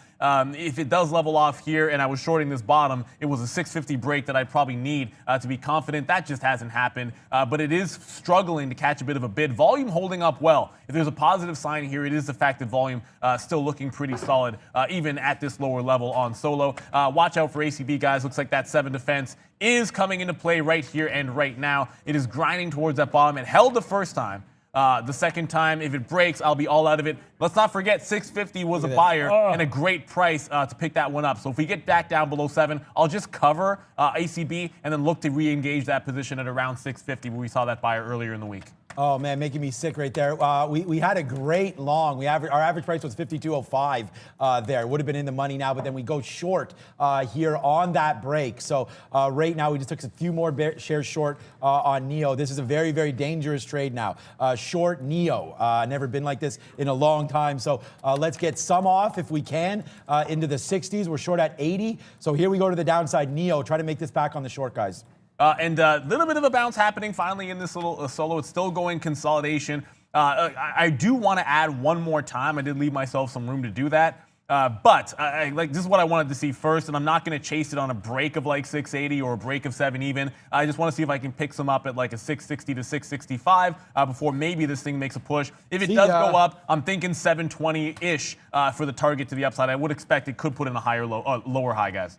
Not only do we go long EV space, but your boy goes short. What a nice little win on the short side of NIO, man. We're short $52 right now. It's 60 cents in the money, and man, this is actually more shares now short than we were long. That's why you start to see me covering like a madman right now. I'm very nervous about anything short. Bang, though. We'll just keep on hitting that, man. Good idea on the short. I know you guys heard me say that on the short on NIO there. So we make everything back now on this short, and we're going to ride this one, see how far this one can go down here. We did have some spots at 51. I think that's too far, man. Like, NIO is so super strong, obviously, but here we go. Giving back right now, NIO. So very great short here, 75 cents in the money. Very, very pleased with this action. Yeah, and I'll go with... It's not spicy action, so I'm not going to hit that one. I'll flush down the toilet. Usually I'll be shorting these, and I did say to you guys, 650 would have to break me to cover along on solo, and if I was shorting, that's what I would have needed to see anyway. So this is what we're going to do. We're going to get out of it. If it does hold this... not 6 even, but more like this breakout price at 575. I think that's the target area that I'd be looking for, probably to see if you can get any kind of a level off and then a secondary push. So got to watch out for that one. Solo in and out, usually shorting those. Today went long and got a little bit burned. Disney and ACB still holding, at least for the time being. CBAT, I did mention looking to get into that one again to the southbound trade. Now, it's starting to go even lower. I was trying to catch this here at 570, so you can go ahead and eliminate that. Remember, it was a 550 level I was playing off of earlier, so this is what I'll now play off of again. If we can get a 550 consolidation lower, it's already tested and broken and failed at 660. I would not short this and then give it all the way to 660, or 6 even, sorry. I'm always going to have a tighter stop on this name unless it's that high of day. So CBAT, I am now looking to engage below VWAP. Paper cuts on this at a couple of good shorts and a couple of not so good ones, so basically shooting 50% on CBAT for the time being. Guys, we are basically now out of NIO. I mean, I told you guys that we were rapid firing. I wish I could show you our best out. I'll find what our best out is. I think it's in the teens there on the downside on that move down. So now we have that 10% left. Still in the money, 15 pennies. 52.07 is our short, but the out's going to be basically right where we started to reload this. 52.10 or so is going to be our out. I'm not going to let this one go all the way back to the high side. I love the EV space, and I was nervous about this NIO short, but hells to the yeah, man. That was punched in the mouth there on the short. So good little trade there. Really, really happy with that one. But again, you know, we were long on this break, so we did have to cover that for the loss. We averaged in before going short and then believing in the short and then hitting it to the downside. The thing is you got to always look back at these levels, right? Like 51.50, there was a lot here in the pre-market. We were doing tons of on. There we go. So now we're out. So that's a good one to the moon now, probably with NIO. I got to make sure I don't go long by accident here. Palantir still 53 cents in the money. Really glad to make that money back on NIO. We were in trouble there. Palantir, we're going to get out if it goes high side again, and then do a baby long at 16 just to see if we retest yesterday's high of 17, guys. I want to go to one from Brendan brought this to our attention, Jaws Acquisition Corp. Oh, mouthful there. JWS just tried to break through this 12 even top, and you go to the daily chart. If we can quickly show you.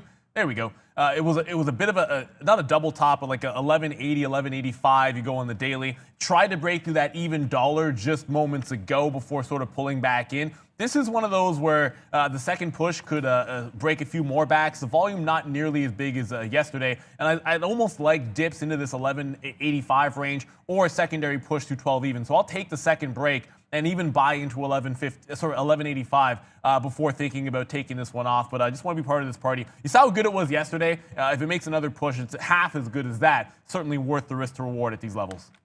GRWG, let's talk about that. Thank you guys for mentioning that. GRWG Grow Generation Brands was another call that we gave you about $16, $17. I think it's a NASDAQ name. Let's go over to it and see. Wow.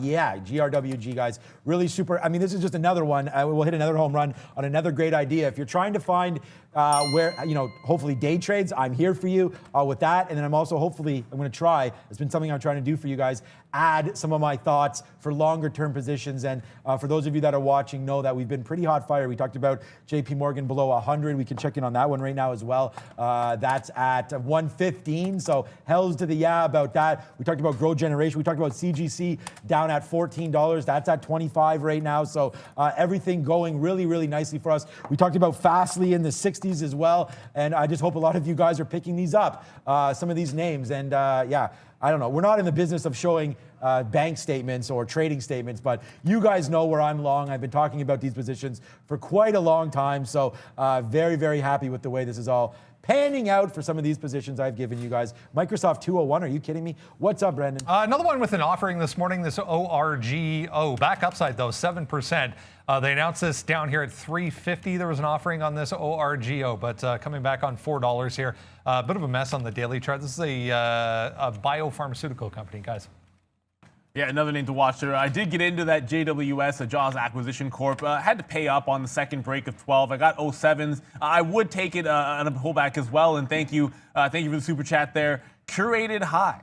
Yeah, I mean, it's all about the EV space. I think that goes without saying. You saw some of what's happened here without even us talking here, Randy, and that means we haven't talked about Fisker at any point. Man, I like Fisker. But I think with this space, you do have to be careful to make sure you're trading in some of the names that you're the most comfortable with. That's why I've only been in NEO today, because I did say this, that's the one I trade usually the best. That's why I step back into it.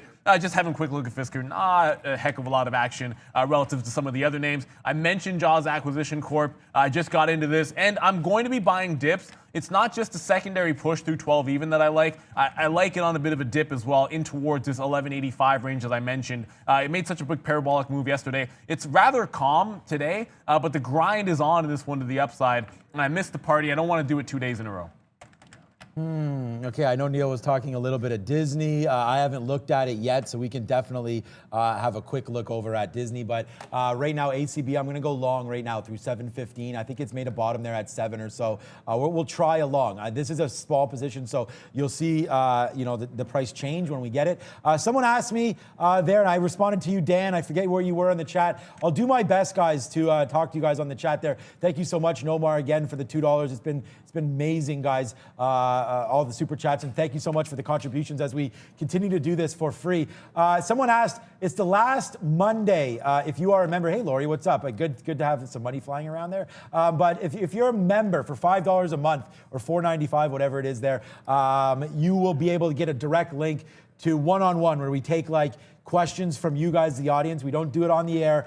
We do it live to members only. And I think it's about 1 p.m. We're probably going to wind up doing that. So good on that. If you guys want to become a member, members only, you'll be able to pick our brains and ask us about anything. So I thought it was really fun last time. Okay, here we go, guys. There it is, ACB. Long through 15. It rips right to 18. So we'll take a little bit off at 18 if we can. 19's now coming. So here we go, ACB. And it's Weed Batman. We're smoking weed right now. We're not, but we're smoking with ACB here on this, so we'll see if it goes to the high side right now. 722 going here on ACB. Let's see if we get that. We'll take It's fair to say, Sean, if you were trading Canopy, it's perfectly cool to say you're smoking weed because that is the symbol. So that's what it's all about. But smoking weed is cool anyway. Okay, here we go. ACB to the high side right now. I just gave this to you at 7:15. Bang for the idea. Ding, happy. Up to 22, guys. A nice little 7-penny winner.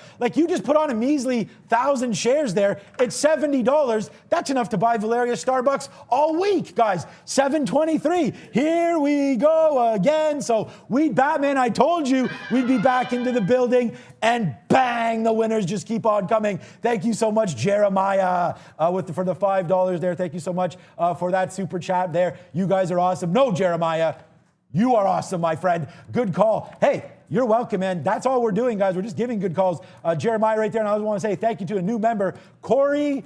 Thank you. You'll be getting that invite to our members-only chat, but I cannot let the man, the myth, the legend wait for too much longer. He's over there at the big screen as he goes back and forth, wondering what Hideki Matsuyama, what's his last name? Matsuyama.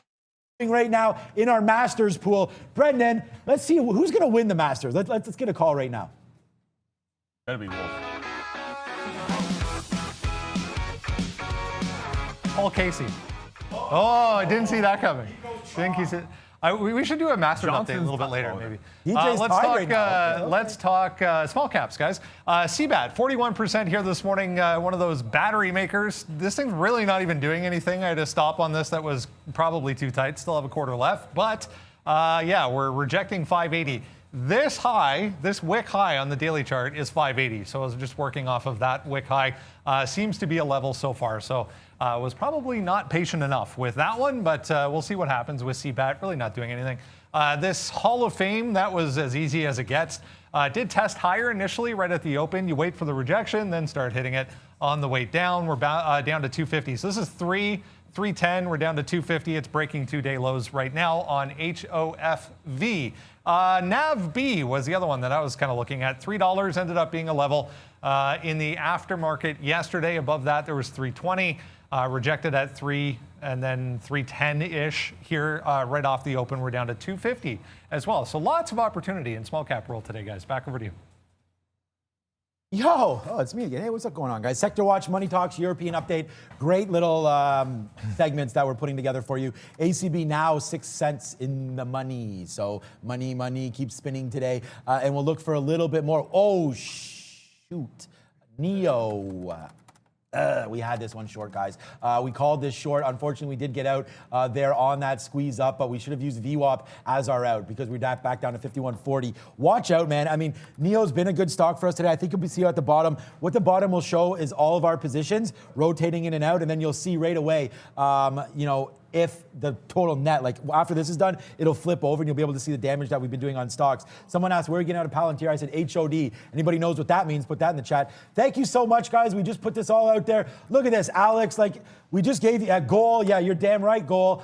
We hit that. Thank you, Jose, as well. And I asked for a couple more members, and look, you guys showed up. Thank you so much to Alan, and thank you so much again to Corey. Just a little bit of talk there. All of these, like, we call them super chats, but they're really just contributions. Like, YouTube is what YouTube is, but we're doing the show for free, guys. There's absolutely, we'll never ask you for any cash, anything like that. If you did want to support us, of course, we're flossing with this. We've got the Trader TV mugs. I also have a couple black hoodies as well that are really super nice. I like the white ones. The black ones are also nice. And then obviously those contributions. Thank you so much for everybody. And I just hope that we're also making money, not only day trading, but you're taking some of these calls long term as well. So I'll probably get out a little bit of Palantir after the show, but we'll wait to see, man. $15, $16. What a big run this has been from 9. And somebody else, Neil, said something about Simon Property Group. And again, guys, another idea that we had.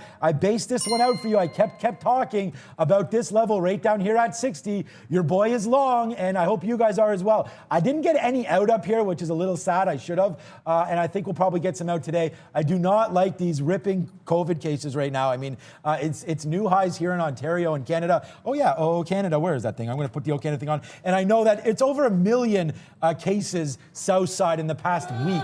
1 million. So I'm not worried about the mortality rates. I'm not worried about anything like that, other than the fact that it's the hospitals, man. They're going to get overwhelmed. So I am very, very nervous about that. So that's why I think getting out of some Simon Property, if you're long with me here at 60, I think it's a great opportunity right now at 73. And thank you, Dylan Grissom. They're a NAVB and Palantir, diversifying. Take small caps, take some of the bigger names, do whatever you got to do as a trader to make money. I want to go back to ACB here. The bounce off of 7 looks like it's a good one for now. I said I would start taking profit out the first time it came up, and just looking at the 15-minute chart here, the first time it came up, I didn't take anything out in that 20 to 30 range. I will do so this time. I still want to hold through a top end break, potentially even add at 750, but most of it would be out around that 735 to 745 area. Maybe I'd have about 10-15% left there on that case, but the bottom at 7 does hold an ACB, so looking good, at least for now. Brendan, what's up, buddy? Another one of the clean energy names just popping up on there we go, volume scanner, OPTT, 7%. Look at volume just coming into this thing. Back towards this 170 area, very tight on the daily chart. Remember, this one got all the way up to 380, 375, 380, but starting to go here for OPTT.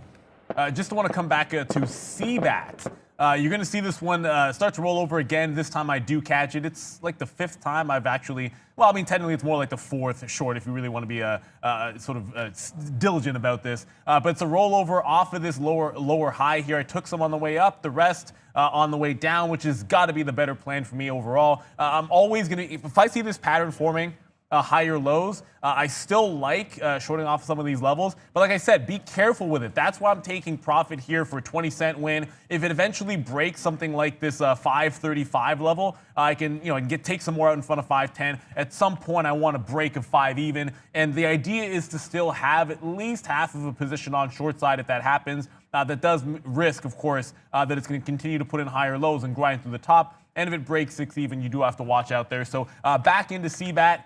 CBAT.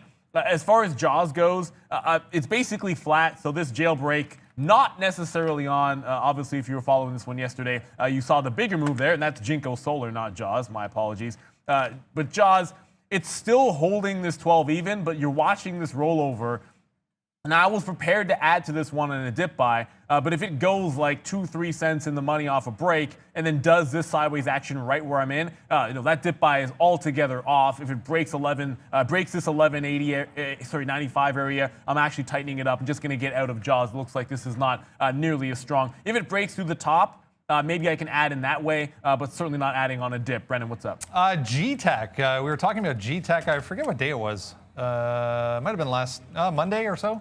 G-Tech popped up on news. Looks like starting to go again here through $7. Volume coming in to this one. I noticed it off the bat as well, but it was kind of stuck in this range from yesterday.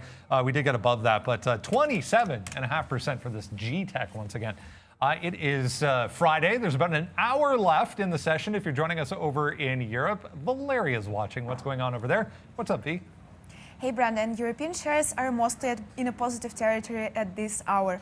Overall, the quarterly results for stock 600 companies are better than expected, with 68% of firms beating estimates of analysts. Back to you. Yeah, good call on that. We should look at that earnings board for North America once again. We had a look at it going back a week or so ago, and it was very much the other way. It was almost 80-20 companies that missed expectations. So I'll pull that up again, guys. And look, Eric, once again, look, just telling you guys what we see here. If you take it, you take it. Have a good weekend as well. If your day is done when you trade in the morning, there's nothing wrong with that. Our day is not done.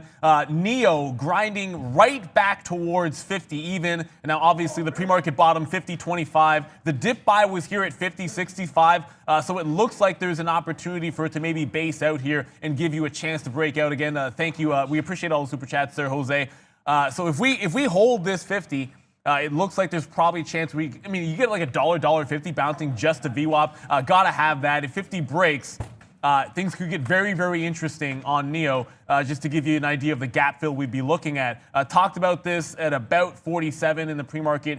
So 50 breaks, I think that's the next place you might think about buying. First things first, it has to get through an obviously big psychological level. I haven't had the level 2 up just to make sure. If there's massive size there, you might see me scalp off of that to the long side.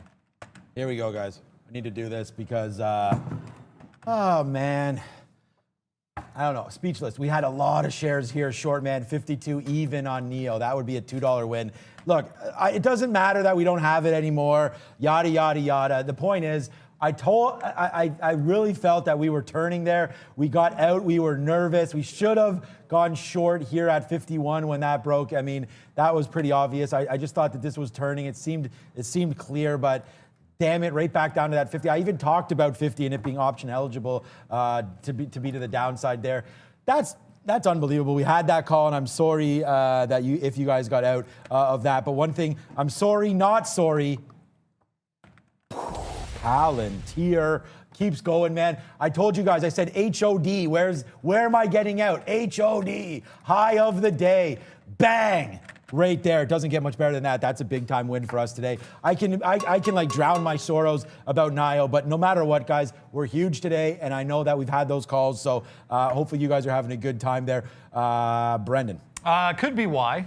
This could be why, I should say. Citron, guys, just coming out saying $25 on NEO expected. So, yeah, that could be a little bit of a catalyst to the downside for NEO, guys. Yeah, it just broke through that 50 even area. I had a quick long at 06 in front that got stopped out, and I'm going to look to see if we can't short in front of it there, guys. Oh, look, it's just such on story. I saw it on Twitter just a second ago as well. It just got 92s on a bit of a slip. I did chase it a little bit on NEO, unfortunately, here, though. I wanted to catch it at the same price that I got out of my long position, but I had to put another order in to go short. So 92s is what we got slipped to. The previous price here was 50.65. That was that bottom where I bought, but the previous pre-market low was at 50.25, so that's a bit of a target range for an out. I wouldn't add to a short position unless it holds this low level down here, guys. So NEO, once again, Brendan just gave you guys the news. Obviously, it had already come into the downside. I just took this break at 50 even, but if it breaks 65, the higher low that it put in off the opening range, I'll be out of this one, guys.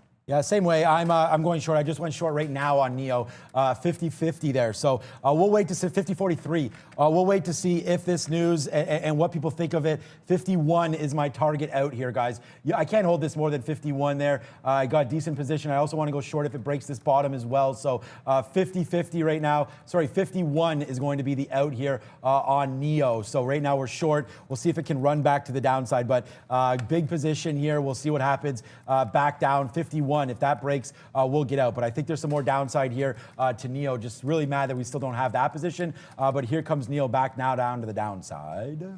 Oh, so ACB, guys, unfortunately, I was just staring at NEO, and ACB starts to pull back in. I want to let you guys know, if it does come back to 7, I will continue to defend that price. I'm just not going to be buying so far away from it this time. Got to give it, all the way to 705, 706. Get yourself a good price. I was buying in the teens and wasn't patient enough, I don't think. 7 was a great, fantastic hold if you got it. So good look there. It looks like it is trying to come back. So I am going to be all over ACB in front of 7. Until 7 breaks, it's actually a long for me on ACB. And from there, 650. We talked about that buyer ad nauseum both in the morning a couple of sessions ago and also in the afternoon. So ACB, if it breaks, 650 is your next target. Yep. Good. So yeah, right now I'm still waiting for that 7 break. So we're long here, and then look, we just cashed it out there. Yo, what up, Alan Olson? And again, guys, like I mentioned members, and you guys came through. So thank you so much there. Welcome, Michael Lee. Welcome, Emilio or Emily, maybe. Thank you so much for coming through, guys, for all of that. I'm glad. Palantir, holy moly, you are right about that. Holy moly, guacamole right now on Palantir, guys. Up to $16. We'll take a small break through 16. Didn't I take that? What was I waiting for? No, a little bit higher than 16. So we'll wait a little bit higher. Now, if it goes through 16, we'll test it one more time. I like it. A break of 16 will be coming through, hopefully. We did average into the NEO short, so let's see what happens now. It just does touch 50.11. Probably a good price to get out, guys. This CBAT, I talked about this one looking strong, and once again, it is grinding towards the upside, so you do have to watch out. If it gets back and above this 580, I just don't want to mess around with these higher lows the whole way through, so I'm tightening my stops all the way. My price here is 564. And NEO's about to re-break through this 50 even area. Like I said, I want to have something in the event that it goes down to 447, and it's not that Citron necessarily is the be-all, end-all of everything here, guys, but you do have to pay attention to this. You can't ignore when they come up with a report. We're already looking at a hard reversal on NEO, and I know we've only gone long, but there was a short. It did hold up. That low, that bottom pick, 50.65, it looks like NEO held that price, so I got some when it made a bit of a turn. It looks like this is going to be a good one. I did not anticipate that on NIO I was going to be shorting today, but things happen. You change your tune. I just took some out. You see these layers down here all the way to 49.50. I'm holding the rest of this position, and some I'll get out in front of 49, and then it's all quarters to 47. You go up this far, at some point you're going to come back down, and if you got a short and it holds this level here, just got to hang on to it or hold. Yeah, I'm not stopping. HODL, as people say. Yeah, I'm not stopping. I'm holding this for sure, Neil. Averaged in at 50.50. I gave that to you. Look, there's $1. Like, I'm about to get out of here because, honestly, hit the sirens. I gave that 50.50 call to you guys. We reloaded everything. Look at these reloads. Bang, bang, bang, bang, bang. Now to the downside. Look, this is what we're doing. We're hitting it hard for you. We're giving you that cash, and you can see bang to the downside, bang to the downside. Nice trades here. We're short now, 49.90, but we were short all the way up here. We've been cashing out of NEO, guys. Big trades here. I don't know what else to tell you guys. Palantir's going crazy. NEO's going crazy. ACB, we're in the building, and the money just keeps on raining down. Let's go. We refilled our coffee, and we're ready to rock and roll. What a big day. No, I'm just getting my orders locked and loaded, ready to go. Obviously, been working out of this. I'm not You see this wick to the upside. Thank goodness I changed the way my stop order is triggered. I'll talk about this a little bit later because usually this would have gotten me out for no reason about 50, 70. So thank goodness I did change the way my stop order is triggered. But Brennan, what's up there, buddy? A little volume alert on Solo, the other one that reported earnings, still 33% here. This thing's coming up on, 91 million shares today, almost 100 million so far. Came back down to 6 there and held on a little bit of a bounce on a volume alert, guys, for Solo as well. All right, we're going to hold the rest of this. I'm done getting out, so screw that. We're going to hold the rest. Am I allowed to say that? We're going to hold the rest. Like, I just keep getting out on the way up, but like, then I realize I really think this thing falls. It's just, it's been parabolic. We've talked about that over and over again, so I am going to hold that. Look at the chart on this, NEO, guys. This is the daily chart. We've talked about that. I talked about it with Randy today at Trader TV. Randy, I think it is.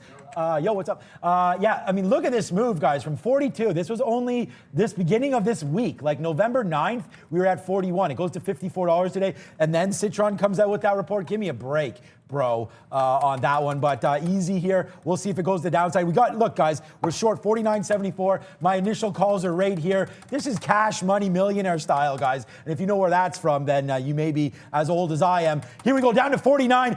Boom, the money just keep going. Look, someone said they wanted bags, and I told you I was saving them. So here we go. Bang for the big win. It just keeps on coming downside. 75 cents now in the money, and we called that one all the way up here at 52 before Citron came. They must have heard what I was saying, Citron. I just got some shares out in front of 49. If you see turquoise on my on this little chart here, if you see mine here, it's just going to be limit order. Someone asked that the other day, and I know we don't always explain that every single session for you, but that's all it's going to be. I talked about the gap towards 47, so I will have bids all the way down into it. I'm looking to see if it does hold that base. And it's like this 46, I mean, technically it's like 46.75 into 47 even. If it turns there, I would be all flat. Certainly we can try to hold through. Neil's still actually positive on the session, if you can believe that. Might not be for long, about 25 to 30 cents away from that. I don't think it's going to hold up at this point. 47, the ultimate target on this Neil short, guys. We're just giving hot dogs to everybody right now. What a big move down on this stock right here. Huge. Get out of everything EV right now, guys. If that would be my call. You don't know what these other downgrades are going to come. Lee Auto going downside here. Everything tanking here. Let's check out Alibaba. Our long in Alibaba a couple days ago was 262. So right now we're out of the money $4 on that long-term position. But that's hella long-term. I'm talking about like, you know, our normal calls for that one. There we go. Down to the downside. Where did that target down? 48.50, man. NEO, short here. Longs upside. Then we reverse to the short side. Now we're just cashing in on this one, man. NEO, big time today for me. And then look what happens. I mean, can you do it any better? I haven't had time to tweet out today anything, but look at this. Long, 14.15, long. Someone asked, where are we getting out, boss? Right there, cashing in. Cash money, we're going. This is what we're doing. My next long-term play will be rocket companies. What's up, Brendan, at the big board?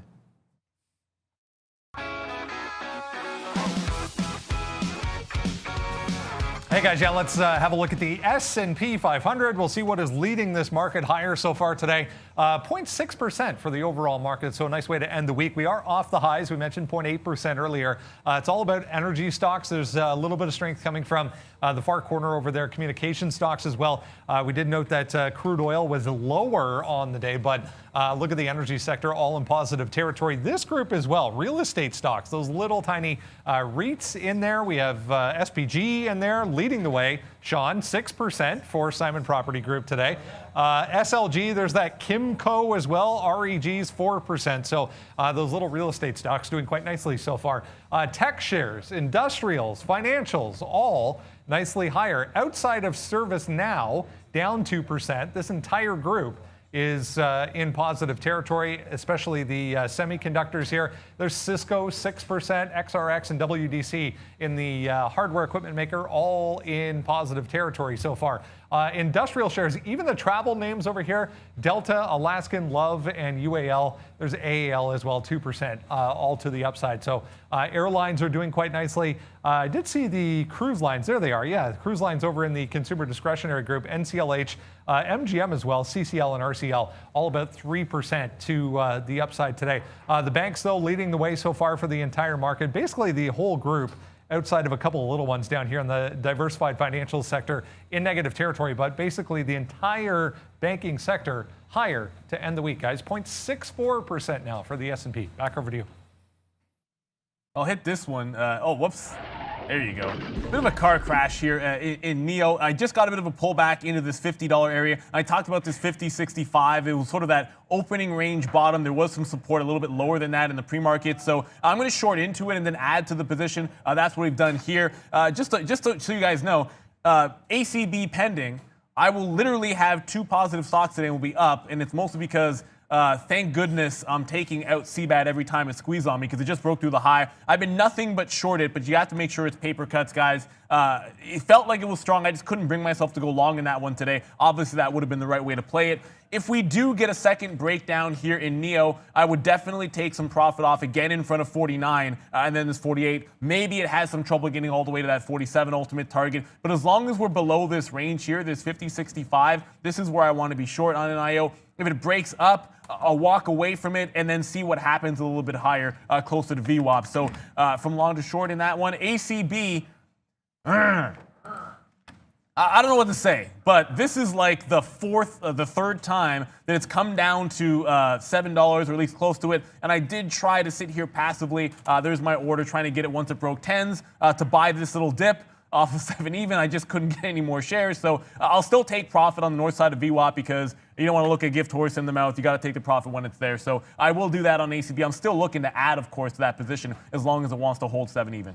Okay, it looks like we're going to get taken out here at 50.50. Neil's going to go right back to the upside there. So we did try a more short right now at 50. We've always given this as our target out. So if it comes back to the upside, here it goes. We will get out at 50.50 of our NEO. And I already have a stop order in, so really nothing to do other than watch this thing break through 50.50 again. I don't really want to go long. And let's let this settle down a little bit and then see if we can't pick up some shorts if it does come back up here to 52.50. Man, that was fun. There on the short side. So we'll give a little bit back here. We are still short now at 49.79. But again, it's not a big position. We're giving this to 50.50. Let's just see what happens here as it tests the high side there before falling back down. Palantir, we're still waiting for that one. Bitcoin's not doing much. Chewy's been a good stock for me long term as well. I think we can also check in on some CCL action now as again, if the virus keeps going out of control, man, I do like this one short, but today not doing much. There's a pretty choppy here today for a lot of these names. I just want to go, Brennan mentioned this name and apologies for not getting to it a little bit sooner here. G-Tech, another sort of parabolic move to the upside in comparison to what we saw a little bit earlier. It's definitely made stronger moves before if you look at the gap up from $2.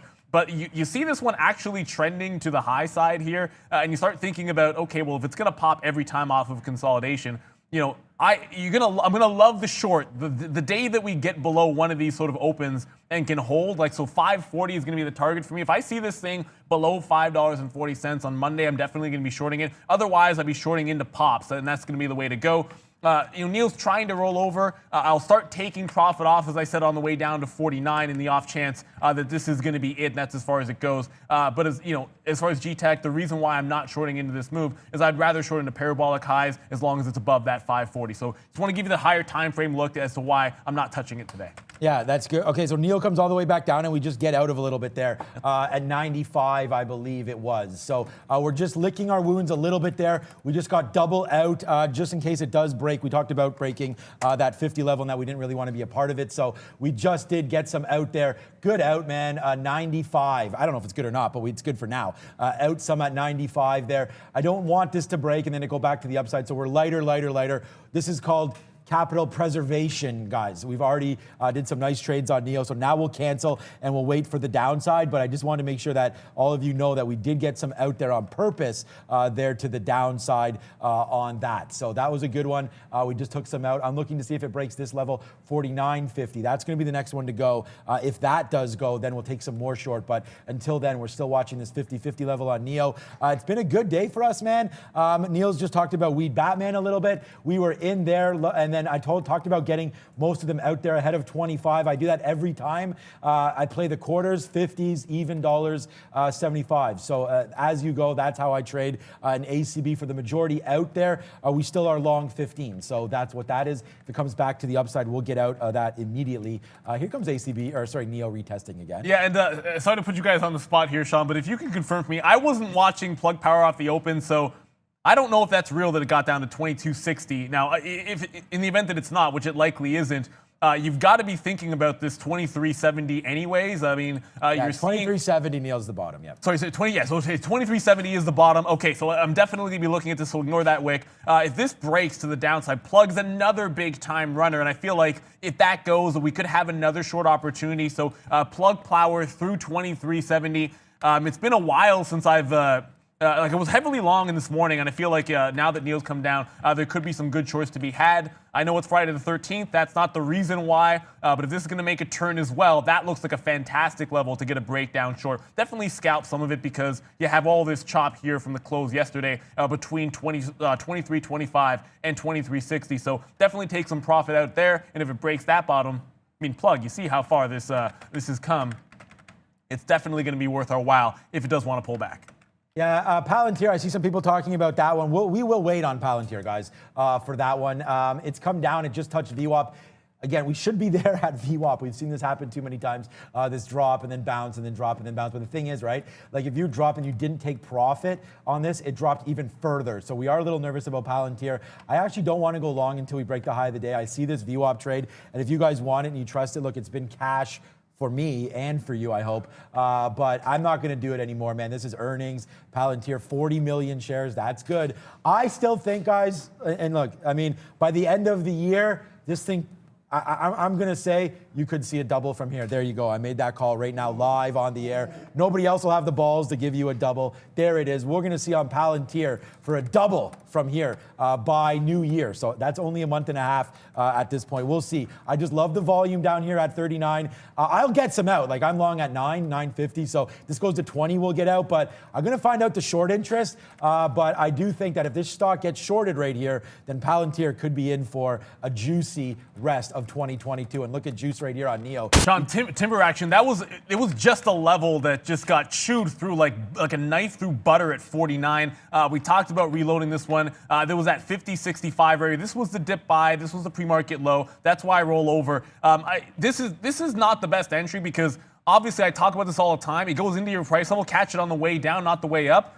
Fortunately, if you're directionally right, those things end up not mattering, but I'm not going to gloss over the fact that I shouldn't have had it here short. I should have had it up over here. It's a better price by 35 pennies for a reload, but it's also a safer position to take. Either way, I talked about getting some out in front of this now new low at 48.50. If it breaks, I am going to still hold. I want to be short some on the off chance it gets to that 47.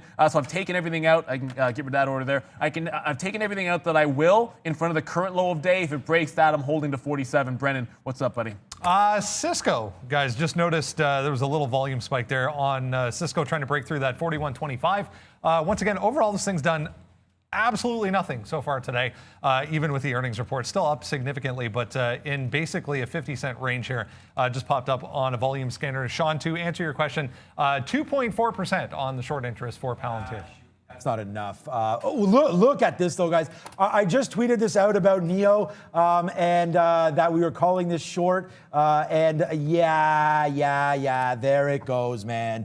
Pants down. Anybody caught with their pants down here on NEO? We just continue to go downside on this one. Join the love, man. Follow us on Twitter. And I just tweeted this one out. I don't know if I tweeted the Palantir one out yet, but this is what I was going to, and it just doesn't get any better than this. Just to show you guys, long Palantir there, long there again, and long there. And then we were asked, where do we get out? High of day. Yes, we do, and that's the out right there on Palantir. We'll put that one up on Twitter. But look at this, man. We are now $2.50 in the money on end of the IO. Guys, yes, Rob, that is my call of the year. Palantir. But I'll make another call on January 1st. So you got to wait for PLTR. And I don't know if we like it too much. I want to let this settle down from here, guys. It's 15. I mean, look where Palantir came from right now. It came from 10. So this is where, see this break? Like, this is where we were telling you to go ham. We did buy some at 9.50. Those of you that were here that day know about that when we talked about it. And then now up here, 17, 18. We still got to break this 17. So that's going to come at some point, I hope. I hope Neil holds to the downside at some point. 47.15. He just tried to make a bit of a bounce. I did take some out here, 47.90. So a quick couple of bucks again from that the 50 reloads that we did have over there. Could have had 50.25, but it is what it is. Beggars can't be choosers. Obviously, start going to the higher time frames. In the event that we break this, $44 could come into play. Plug Power also broke its bottom at 23.70. That just got taken out, so new position orders just got 67s to the short side. Neil looking like it's trying to find a bottom plug. I'm hoping it makes some fresh ones. 10.50. Wow, come and gone. It is time for Money Talks. Let's go to Brennan at the big screen.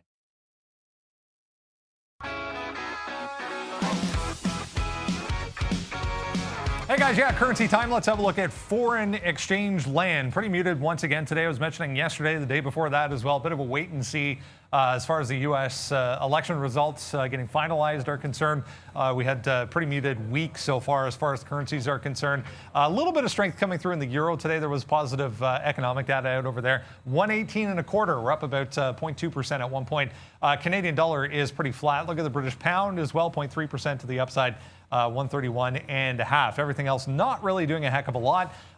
The Canadian US dollar, though, I just wanted to point out this support area on the higher time frame. I mean, it's an hourly chart, but higher time frame, 76. 75.8 up to about 76.2. There's this area of congestion that we're kind of back into once again after topping out after the election on that spike to the downside for the US dollar. So yeah, the CAD back to 76 even once again. Down here, cryptocurrencies also very quiet so far today. Bitcoin holding nicely above 16,000. Ethereum up about 1.5%. 470 once again for Ethereum. Guys, back over to you. Sorry, just taking a sip of coffee there. Yeah, look, Trey Lang, I've never seen you here before, but thank you for becoming a member, and thank you also for saying about the quality of today's show. I think every show tends to be pretty high quality, but I'm a little biased to that one. So there's Neil making moves. I did not get out at the bottom there, 47, but I know Neil was talking about a target there. So that was a good one, man, down to 47 and change. We'll probably get out of that, but I'm just going to hold just to see what happens. Next breakdown spot. I mean, let's get out actually. 47.20 if we're lucky enough to get that. I don't know if it comes back to those levels though, guys. Yeah, and I said this to Brent, and look, we're going to cover Neil because it's just the leader here, obviously. Plug in the chat here. Brent, I'm not shorting pops. I mentioned that in the chat. After that move in Neo, there's no way if it bounces to the upside and retests 50, I'll probably be all out of it. There's no way I'm going to give it all the way back to that. But just to get to Plug, there was a buyer here the first time we tested 23.50. It got eaten up. And then just reloaded. So, Plug's going to have to chew through that. I did go ahead and take off, a 20% of the position, which I want to hold for a deeper retracement on Plug, but I'm not going to fail to take some kind of profit if I see a buyer like that. We're not going to get continuation until it's broken anyway. So if there is a bounce back up, it gives me an opportunity to maybe reload 70, 75 if I like it when it gets there. So all I got on is this ACB holding 7 and then Neo short still off that 50 reload. And of course, your Plug Power now through 23.70. And I don't know how aggressive I'd get in some of these other names. I just feel like if both these continue to fall, Plug, it's got so much room to run to the downside. I do feel like even like a muted fill is going to get us to like this 22 to 22.40 area, somewhere in this range. I'd love to be able to catch that. It just broke through 50, so I'll take some out in the evens and the quarters and all that shebang. If it does what Neo did, I'd be a little bit surprised, but it just turned negative on the day, and we're getting the reversal. The market's holding up. It's crazy to see. We're both up on the ES and still positive on the NASDAQ, but it's a free fall in the EV sector that is the front story today. And we did talk about this. There was no way it wasn't going to be all about the EV space to end the week, and that's certainly been the case here. I mean, still obviously sick to my stomach. We talked about that, but yeah, we were big time short right here. at 52. We noticed that didn't like the action that there was here on this stock. And by the way, we just look like this is a $4 winner now for NEO as we just keep cracking lower and lower and lower on this name. And we just did a quick scalp there also on Palantir. So we can go back to that quickly. We did take some. We noticed it coming back down. I did tell you that we would look a little bit at VWAP. We waited a little bit lower. It did not go to 15. We got 22s there and then just out 29s. So a quick little 7-cent scalp. I don't expect you guys to get that. I'm just saying, like, we have direct market access. That popped in and popped out. So a quick little scalp there for Palantir. I don't like the long anymore. It's down, down, down, down, down. We may have to wait till 1570, but this could be worth a little bit of a build right now off this VWAP of 25. Yeah, we could probably take some Palantir here, actually, if we can get it. 32, 33, we'll put an order in to get that, and then use 20. We'll just use this bottom here, 20s as a bottom. So now we're long Palantir, 32. We're going to give it to 20, 15, 20. Do not give this that much. NEO just keeps on tanking, guys. Yeah, now 370 in the money. I mean, talked about 45. Could be getting that rather soon on this name. Like, obviously, it's going to continue to go further. Plug is pushing, grinding lower, I should say, as well. It's not going to be as crazy of a move down, but I mean, the second I saw that level on Plug Power, it was. I'm thankful this isn't actually real. And oddly enough, I feel like I just anchored myself to this 2260 on the chart. That was just a dark pool print. But either way, if it falls down, I'll be very, very happy. You can see I do have targets out all the way down in Plug. If it breaks 23, I will only have half my position at that point. And this is not my last bid. I just want to hang on to some for dear life in the event that it goes crazier to the downside. Now, ACB, this time I am getting back in. And of course, the time I'm actually getting filled on these little bounces to 7 even. It is what it is. Like it's. I mean, this is grinding getting to the ramped up, downside, Neil. guys. I don't know if you saw ACB or sorry, NIO. I just took it out. It went to 45. I'm going to go short again here, guys. If it does break this level, we just took out $4 on that one. Yeah, I just got out. Yeah, exactly. So we just got out there. The reason why I like this, if you switch it over here, I'll just pull up this chart here, a 20-minute chart. There is this level right here, 45.21. We just went short there. It could bounce off this, but that's why we took out some of our long in front of that, sort of our short. Now we're going short again, but watch out if this cracks. 45.21. This is a 20-minute chart on NIO. Yeah, I mean, why even trade too much of anything else if you're seeing movement like this in NIO? I mean, 45, I didn't even think it would happen this fast. So I might, if I get a chance, I'm going to cancel one of my bids on Plug just in the off chance that gets a little crazy. I don't have a re-entry point. I'm glad you do, Sean. I'm hunting for a place to get into this again. This is obviously a key level here at 45 even. If it breaks that, wow. Wow. Yeah, now it's starting to head a little bit to the backside there, so we'll see about taking some off because now it's going back up. We went really light. I mean, we're not hammering the bottoms of these trades, guys. We've already just crushed this. It goes right up. It's still not even my number one stock. Li Auto is. But yeah, watch out. Like, this is going to break up through 45. You got to get out if this breaks 45, guys. Yeah, and almost... Like I feel like 46. Why even take? I don't even know why. Like, this looks like a good short, and it is a good one. Don't get me wrong, but it's like at this moment of the break, if I had just added to my NEO position instead of getting into Plug, it's a great trade. I don't mind it, but why do anything else? Now I do have to manage this. I'm gonna go with after that bounce off 45 in NEO. I'll go with the break even stop. I'm not adding to Plug when certainly it's nice, but there's clearly bigger fish to fry here. I'm going to hang on to it in case it does go lower, but I'll go with a break-even stop now. If that 27.30 gets taken out back to the upside, I'll just go away from Plug. 11 o'clock? Wow. Okay, time to get to the big screen. European update with Valeria.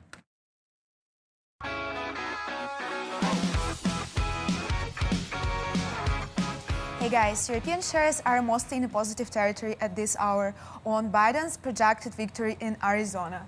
Britain is down 0.21%, Germany is up 0.36%, Spain is up 0.98%, and France is up 0.58%.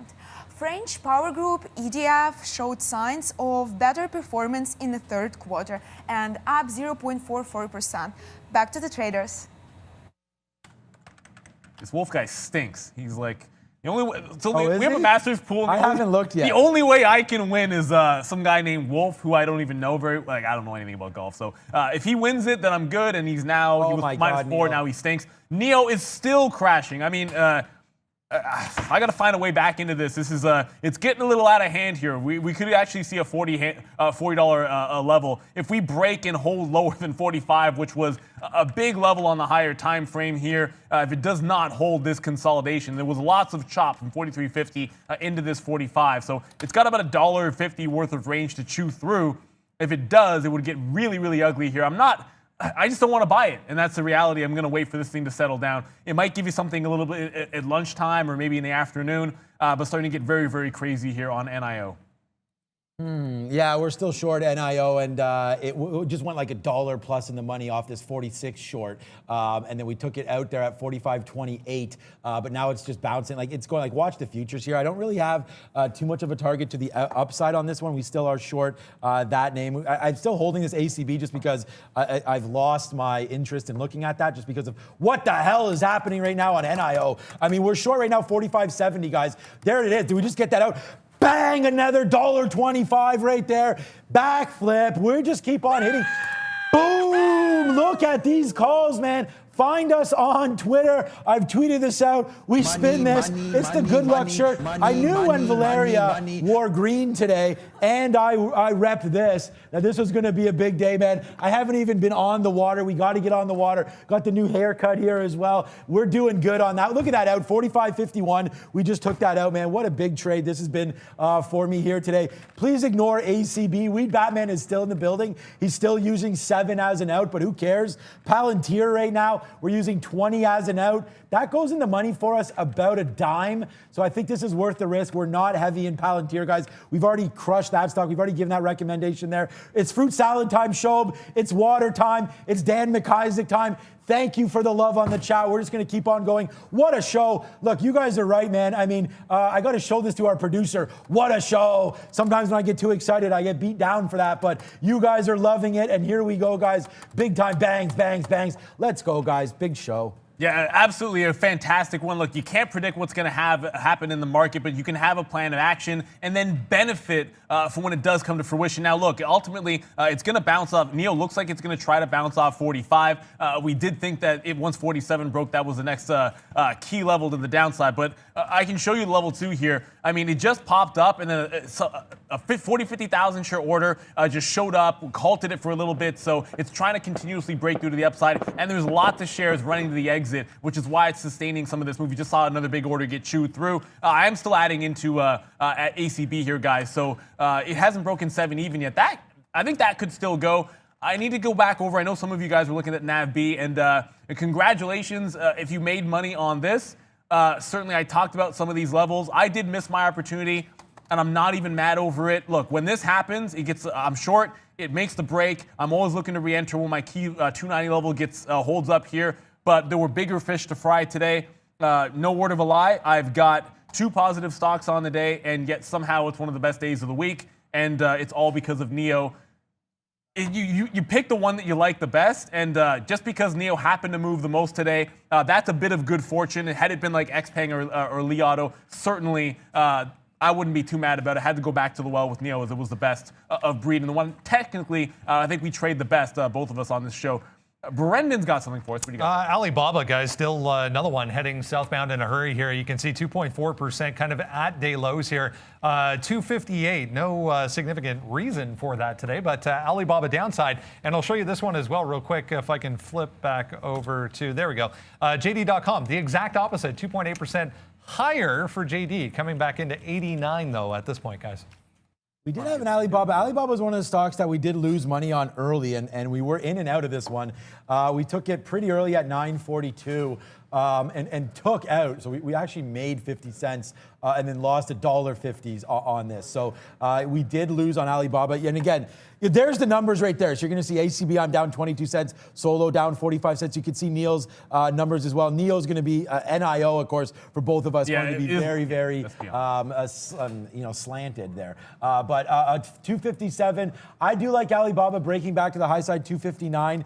We did get out of our last little shot there of NEO as it does break back above 46. So now, I mean, that was an absolute. I mean, look at it. Like we basically our best out. 44.50. I mean, what's the bottom of the day? 44.25. Like, talk about almost picking the tops of these moves and then grabbing the bottom there. Like, wow. Big day for us today, guys. Yeah, 100%. And look, I did say I only had 2 positive stocks. That's a bit of a lie. There is a third one. I tend not to count market making here because I just sort of do it on the side.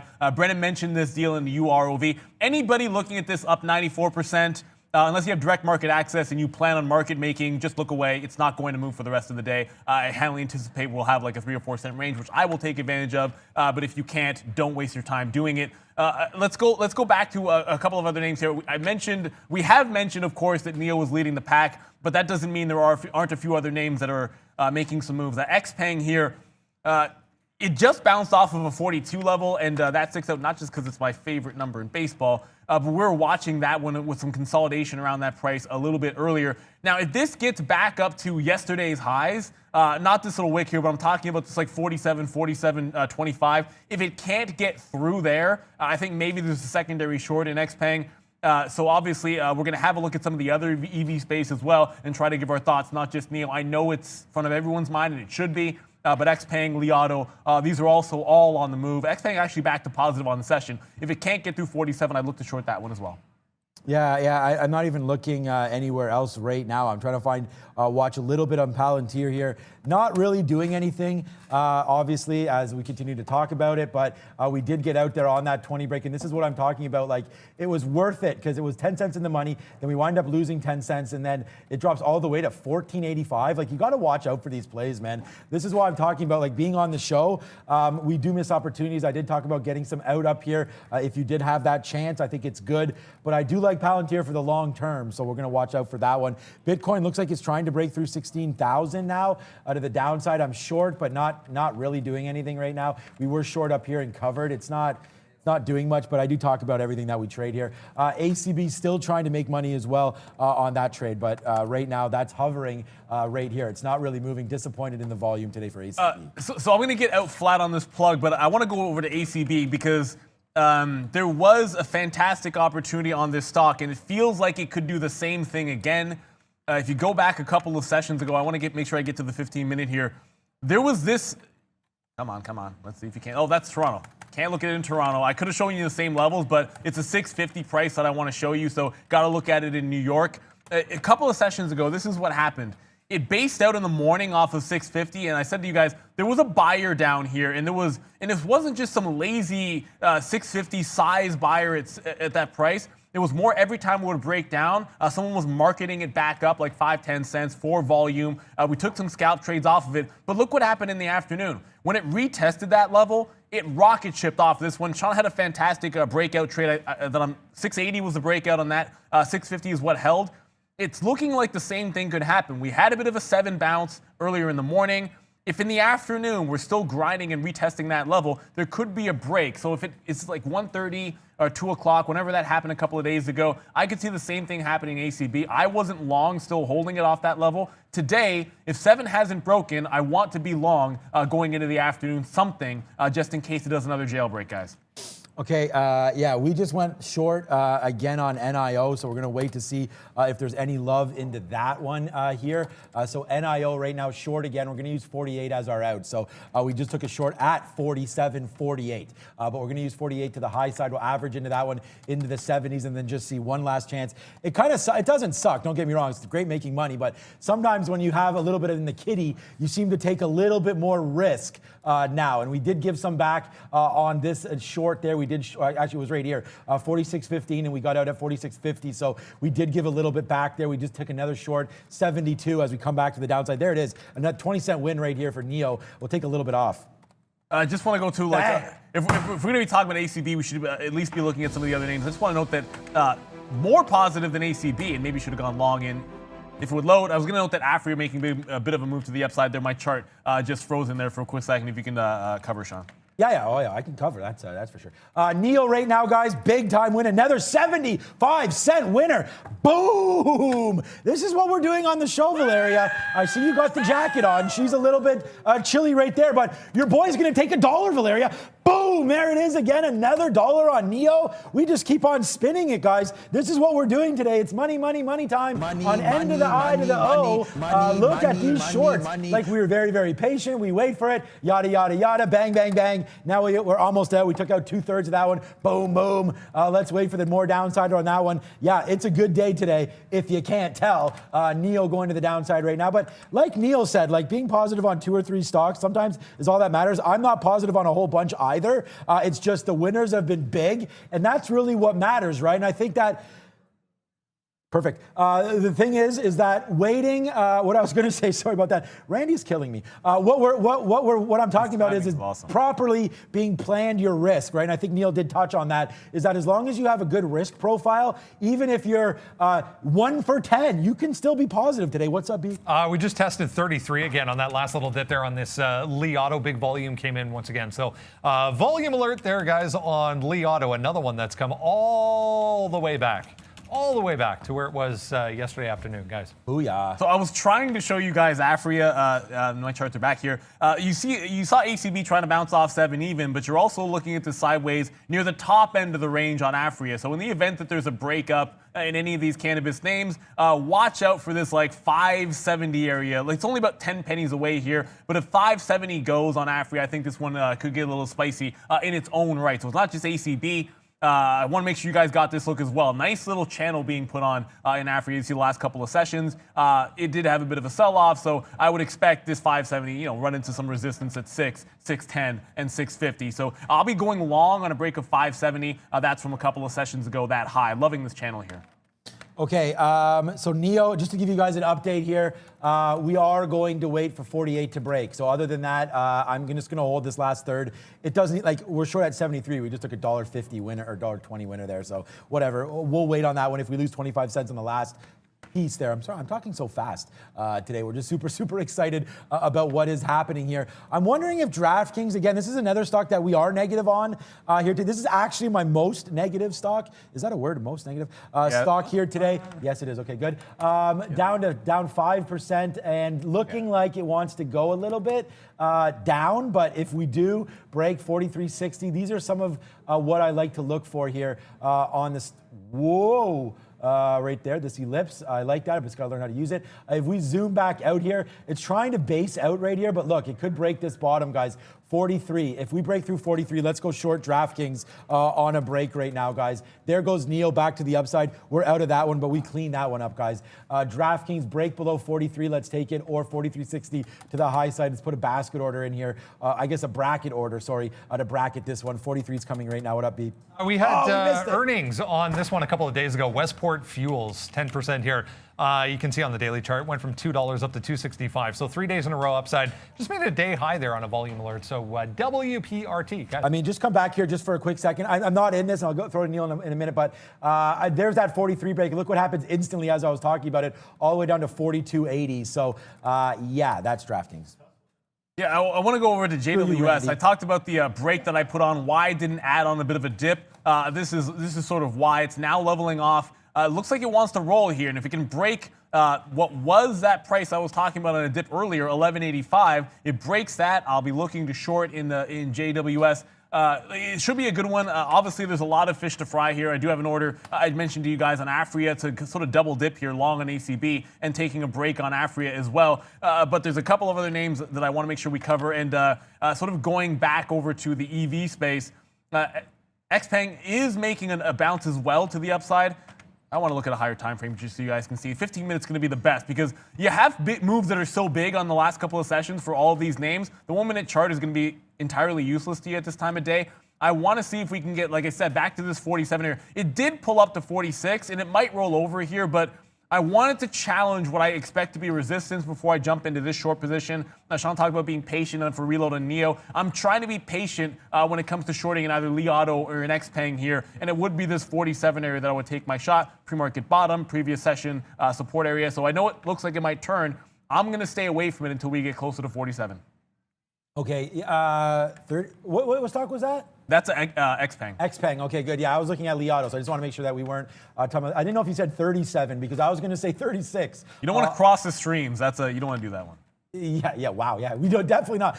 For Ghostbusters and other reasons. So, it was jokes. My daughter forces me to wear the same Ghostbusters shirt every single night, putting her to bed, because she's in this whole phase of being afraid of every single anything in the corner or shadow she's afraid of, and it's like, Daddy has to scare the monsters away, and she loves the Ghostbusters shirt. So I'm literally washing it like every other day. It's a little bit out of hand here. It's gonna wear itself out. But I love Ghostbusters. That's why I threw that reference in. Sorry, guys. Yeah, we just started watching Ghostbusters with our kids for that exact reason. Not too young, because it's not scary though. But you know, they like Slimer is scary. I don't think so. I like Slimer. There is that his name, Slimer? Slimer's the best. Yeah, exactly. So 36 even on Li Auto. If it gets back there, let's go a little long on Li Auto and see if we can't catch a bit of a break out on that one to the upside. Ready for Slimer? What's up? Another former SPAC. This is Shift Technologies. Was once a SPAC, but obviously has moved on from that. Another earnings name, we'll call it that. You can see recent one too. We're up at $12 when this thing flipped over from the SPAC to SFT. Down 27% today on a much bigger than expected loss. So recent lows here for SFT, guys. Also, recent lows and current low on Cassava Sciences. Now, Brendan did mention, of course, I don't think there was, and apologies if Brendan gave a price on their offering. I didn't see it or I missed it, so apologies there. He'll clarify if I make a mistake, because he always does. So this $8 range now holding once, twice, 3, 4, like 5 times, 8.15. If it does try to make a bit of a bottom here, certainly I like levels like this time of day to take a little bit of a pot shot, add it long in front, reverse to a short breakdown on something like Cassava. So if I can get it at like 20s, low 20s, something in around this range, reverse to a short on a break of this low at 8.10. Maybe you want to give it to 8 even before you go short. I would cover the long at 8.10 anyways, but just going to risk about 10, 15 cents just in the off chance this alpha makes any kind of a pushback. The reason why I feel somewhat comfortable about this, it's going to go to the daily chart. You do have support down here at $8 anyway, so a couple of reasons to like this. Usually when you're counter trend, as I will be here, I want more than one reason to take the long. That's why I just showed you guys the daily chart. So like this level for a couple of reasons. Going to do a bit of a dip buy in a beat up name here, Cassava Sciences.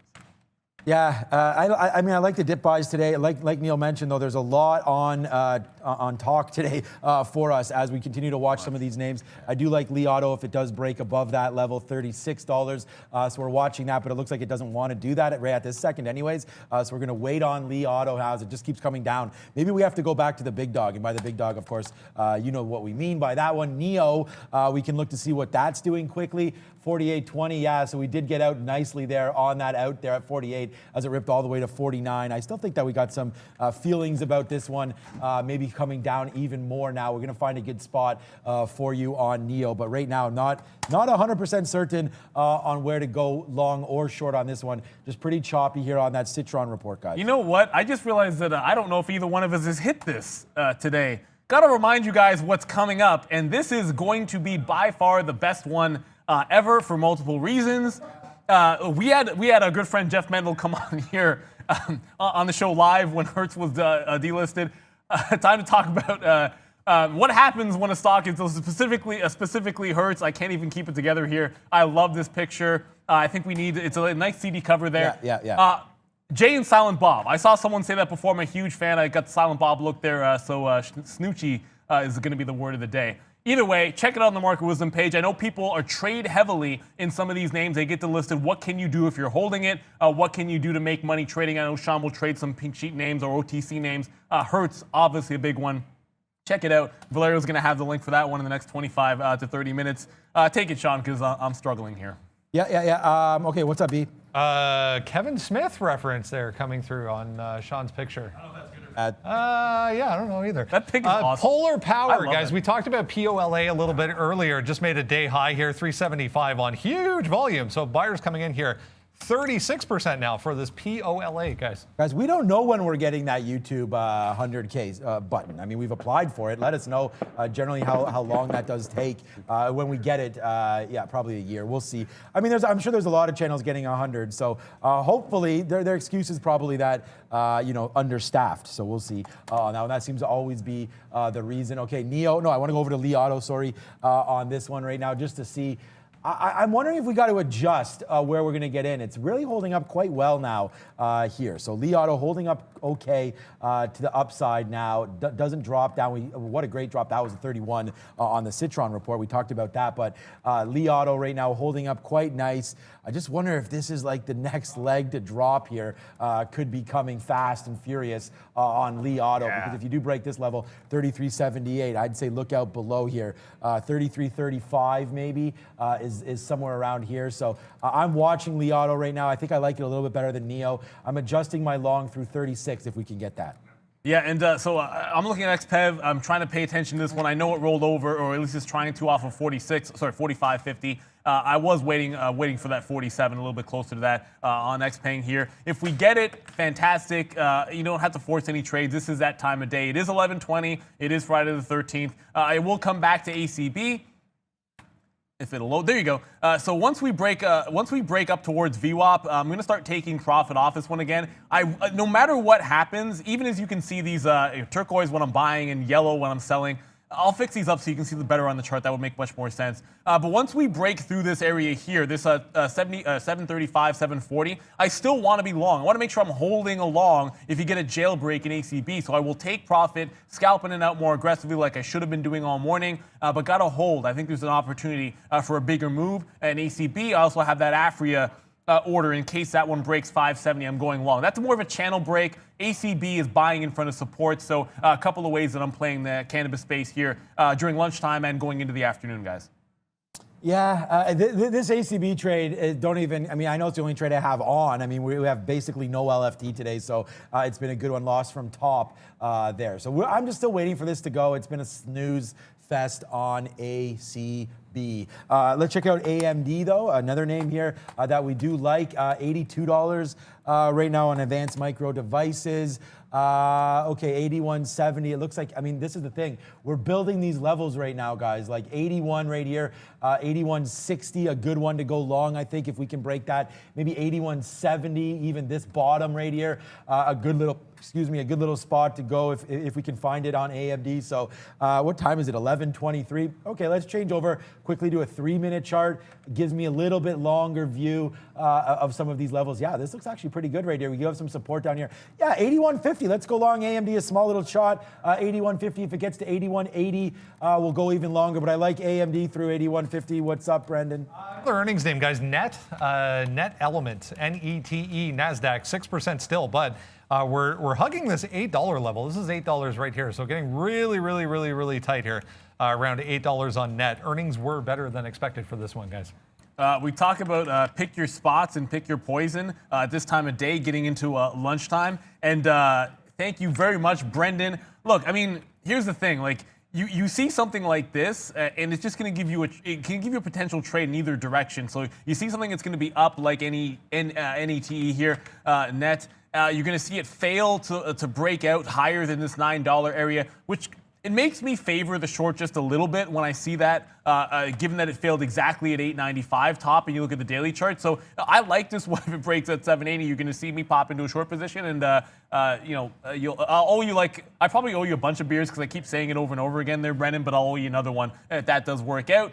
I can't believe how fantastic this day has been. I will say this: you guys know that the Masters are going on, and yeah, that Johnson guy is pretty good. I didn't know who he was until you guys started talking about him, but apparently he's a good player. He's like 7 under or 9 under and kicking butt. My guys are not doing too well. Yeah, world number 1, Dustin Johnson. That's sad. I don't even know the guy. Yeah, I know. Okay, 81.55 here, going to the high side right now. We are long AMD, sorry, 81.52, my mistake there, on AMD. So we're watching out for this. Another one, Brendan, what up, bud? I just saw Nancy Pelosi was talking about Facebook, so I just pulled up Facebook here, but not really doing much. It actually broke to the upside. She was saying Facebook has always been a problem and a bunch of other stuff. I threw it up on the screen there, but yeah, breaking through 275 here to the upside for Facebook, exactly flat on the day. Go ahead, Robbie. There you go. Yeah, similar. I mean, I could wear some glasses there for sure, but I like to have his bank account, that's for sure. Yeah, good little look there. Nancy Pelosi, you have a little bit more to worry about, I think, than Facebook. And the more you talk about Facebook, the more I like it. So thank you so much for that one. We will look over maybe at Facebook in a minute here as we're just looking at some other spots. I still have AMD to the long side, 81.52 right now to the long side. This is a 3-minute chart. I found another level before on a 1 minute. So let's go back to it. I think it was 70. I just want to make sure where that was. What are these bottoms? Yeah, 80. 81.80. So if we can get above these little bottoms here, 81.80, we'll take a bit more. But just to watch the NASDAQ, maybe we go high side right now on NASDAQ. We're waiting for that to happen. But it's, like Neil keeps saying, man, it's been a big day. A half hour left there today. But looking at AMD long, we're only going to give it back, I don't know, I think this is worth 50 cents, probably back down here, 81 even. We'll yeah, and I see Mike, I apologize if I get this wrong, Mike Ricker there, CGC, some consolidation. Now, I actually don't mind this. You put in a double bottom here, and it looks like it's pushing. It just turned positive. Lots of reasons why it might push. Now, I won't necessarily touch this because I'm taking a break on Tilray if it happens. AFRI if it happens, and also ACB already have the long, so there's probably no need to triple down. That's the only reason. There's just no way I would take all three at the same time. It wouldn't make too much sense to do that too. Fine, one's a breakout, one's a long in front of support. I don't need to add a VWAP compression to it as well. But if you haven't been enjoying this show, I don't even know what to say. You know, the market is actually still green, believe it or not. Despite that bloodbath that you guys all saw over in the EV space and in Neo certainly leading the way, we're actually still up in the session. The market is grinding higher. I lost bottom picking on Disney, but that looks like it's trying to make a bit of a turn as well. Neo is actually leveling back off to the upside here. If you're not enjoying it, I don't know what to say. Although I haven't seen us hit any of our likes targets. If you want Valeria to feel warm and fuzzy inside, get us to that 2,000, and believe me, she needs it today because she's literally wearing a sweater right now. I brought one and I wish I was wearing because it's a little bit chilly, but warm her heart up, get us to 2,000, get us to 2,500. Where are we at? Please warm us up with your likes. Also, it costs nothing for you and means everything to us to know you enjoy what we do. So please, if you didn't yet do this, hit the likes right now. Back to you, Neil. Thank you very much, Valeria. And guys, look, make her happy. Everything goes better when you do. Someone just asked a little bit about Neo. The fact that it held this 45 channel, certainly a decent sign, but like Li Auto, it's XPeng and Li Auto to an extent, it's testing yesterday's tops. And I think if we can hold below this during lunchtime, you might have some shorts into it. I don't think it'll jailbreak, but above 49.50 or 30 to 50 would be a bit of a bullish break into that 50 area. Problem, 50 was where the bloodbath started, and I was expected to be resistant. So I'm going to stay away from going longs for those reasons. Brennan, what's up? I keep seeing a lot of people still mentioning this UROV in the chat there. So Eurovent Sciences. Remember, guys, this is a buyout. So they're being bought for $16.25 per share. That deal is pretty solid, it looks like. I read through it earlier, but another biosciences company buying this Eurovent for $16.25 per share. So that's why it's up so much.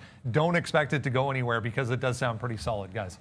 Okay. So we'll watch that one, and good news, and that's why Brendan's here, not only for those breaking news, but for those segments that have been absolutely fantastic today as well. And Brendan does trade also on the side. Okay, 257, 259. I like an Alibaba break high side, but doesn't look like it right now as the market coming back down. 259.20 on Mr. Baba. I like it. So we'll wait on that one. But again, the market has to come up. Congratulations. I saw some people there talking a little bit about Palantir. And if anybody dip bought that one down here at 15, congratulations again for that. I did see some people talking about it. I'm just glad that I put that name at least on people's radars for a little bit here. Palantir looking, 100 million shares maybe today. Nah, it's only 49. We'll wait. If it gets to 100 million, then wow. But 16 has to break for that to happen. So we'll wait to see.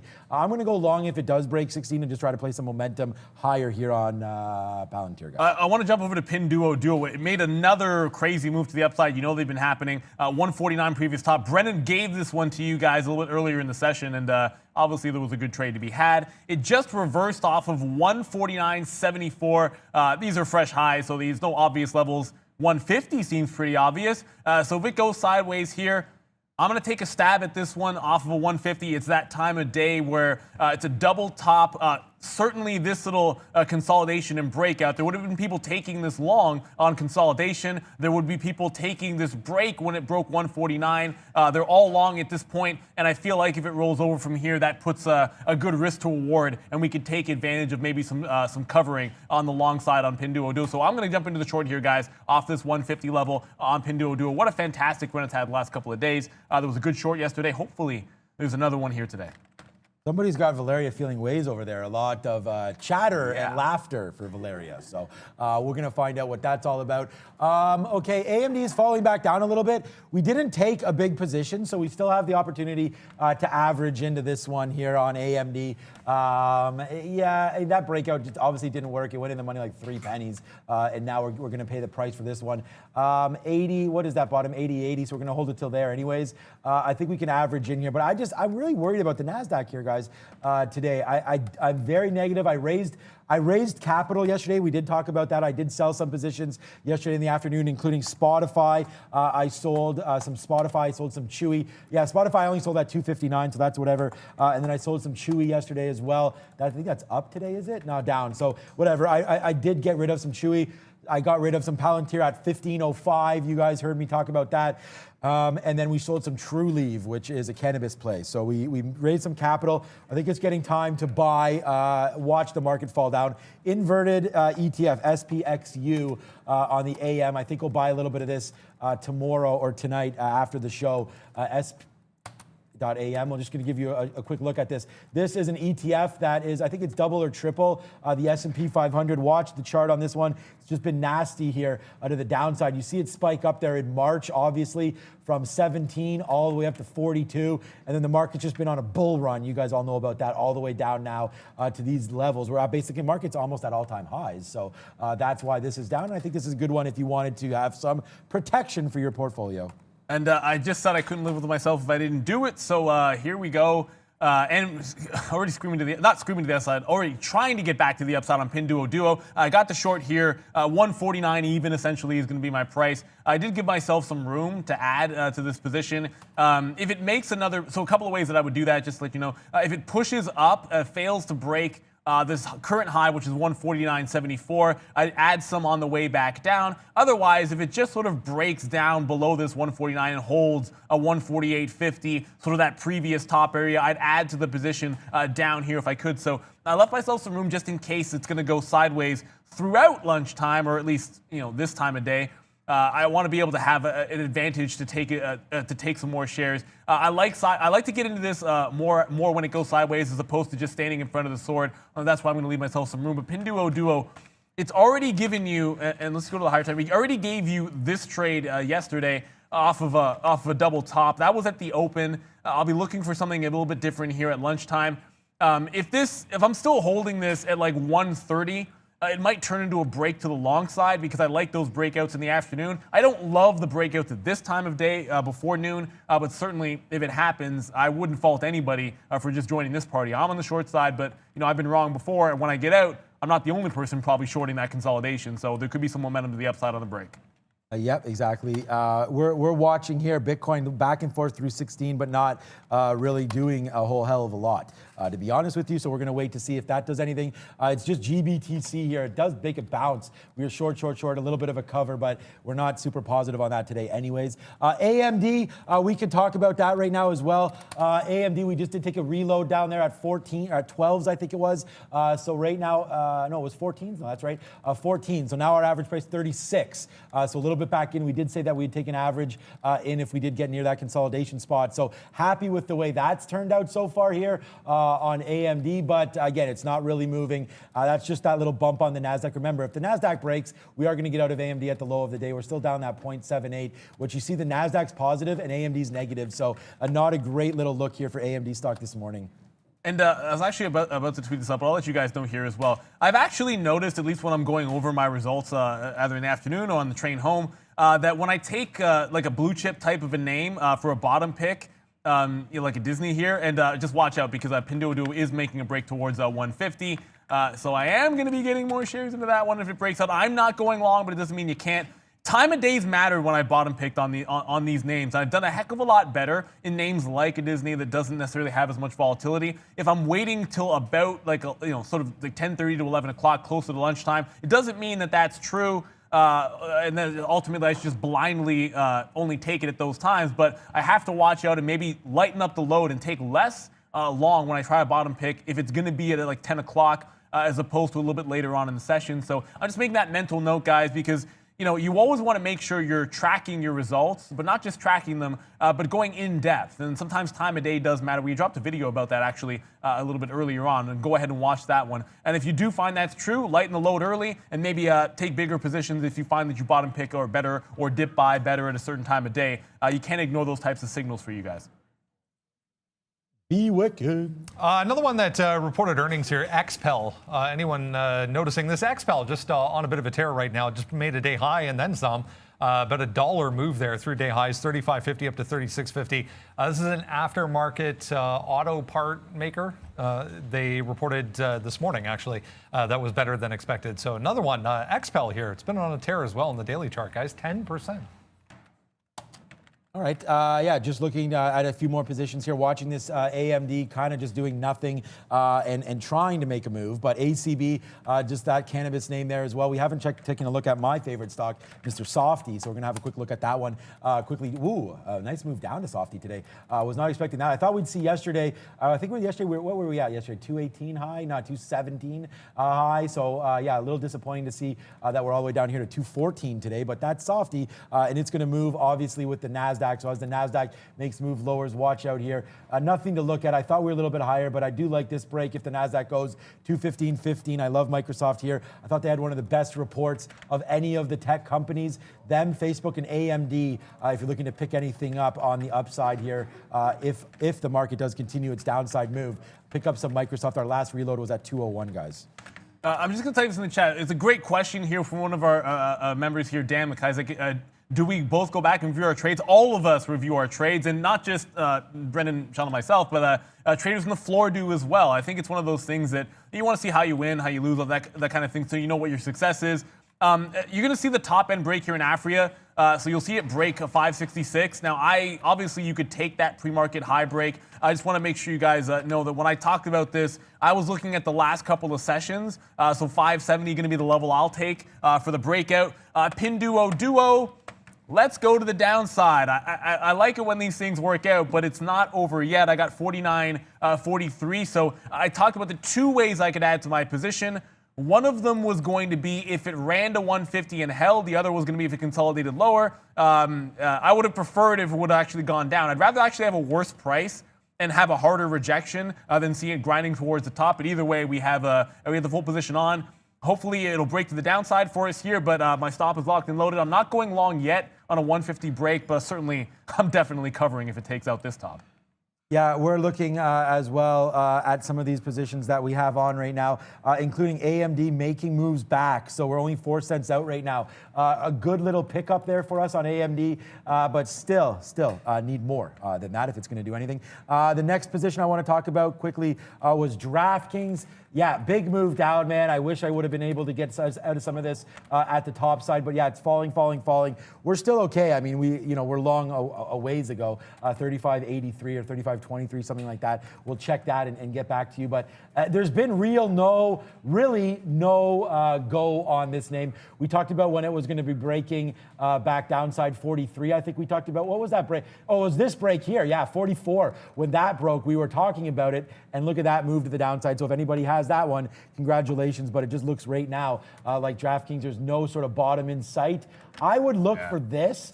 This is a good one, 43.60, areas right there, and then areas right here. So 43.60 on a break if you like DraftKings. Yeah, and I don't know. I tried on that one, and I failed. I didn't go back to it. It was just, I felt pretty good about those levels, and even after it bounced off this 44, it just still couldn't sustain it. So I've kind of walked away. Sometimes you try, sometimes you fail. You know what? I'm going to go ahead and say it. You guys will never heard of this group, but go out and check out a song called "I Try" by Canadian content, Harpoon Missile. If you remember that, Sean, I don't know if you do. They had another song too. The singer from Harpoon Missile was a bouncer at a local pool hall that I used to go to back in the day in my hometown. So shout out to them. Not a bad album. It's a little bit old, but I'm going to give a shout out just because that made me think of it. Pinduoduo is trying to break to the downside. Here's my problem, and this is going to be an issue here because you see this like 149 area. Yeah, a couple of times it's tested down here, and you're not going to see size on level 2.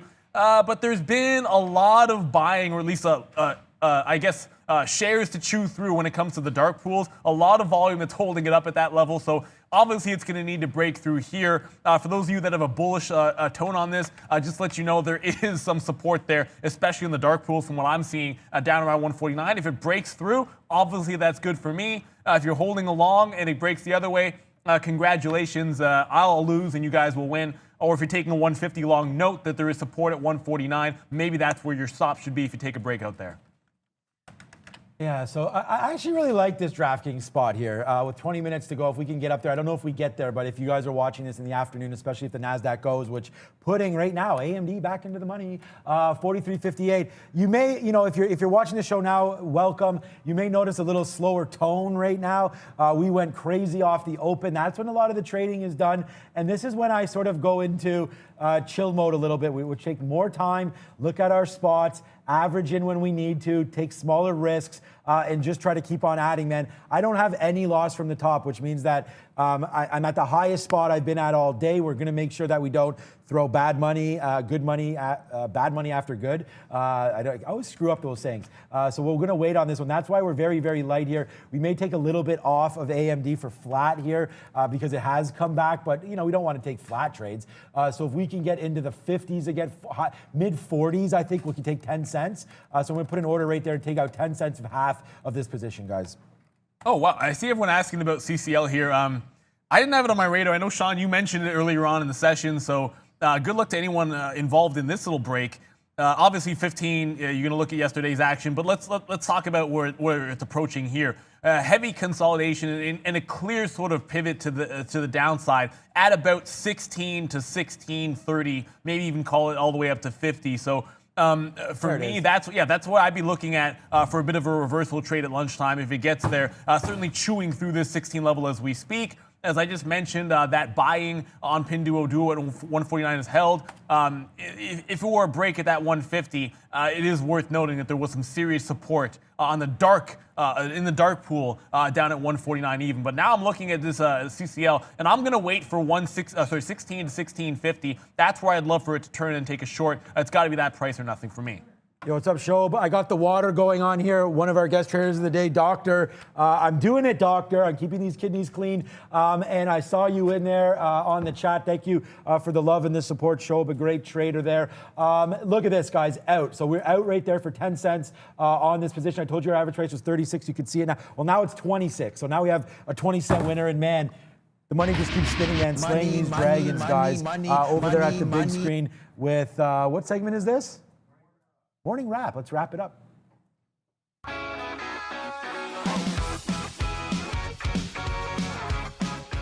Hey, there's Valeria. Hi, Valeria. To see you. Okay, just if you want, Rob, throw it back over here. We could take it there. Hey, guys.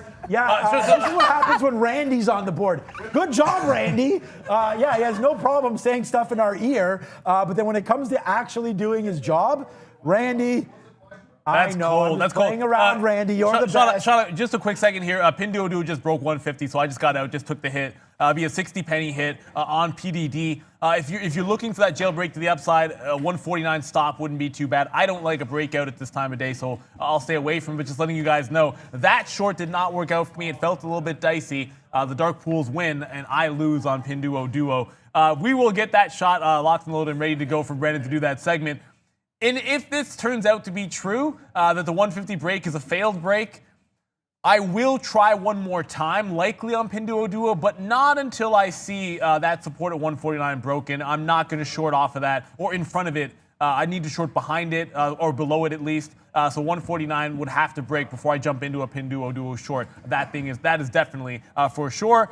Just long Cassava Sciences off that bottom pick and ACB off 7 even. That's the only thing left for me. I think once we are ready, we can now go to Brendan. Okay, AMD right that. now, 35 cents in the money. We just took some off. A big win again, man. And we just keep on doing it. I told you, it doesn't really matter the time of day. You got to have different plans of action, and you got to get ready to trade at any point. And like our production team, I'm ready to take some profits right now.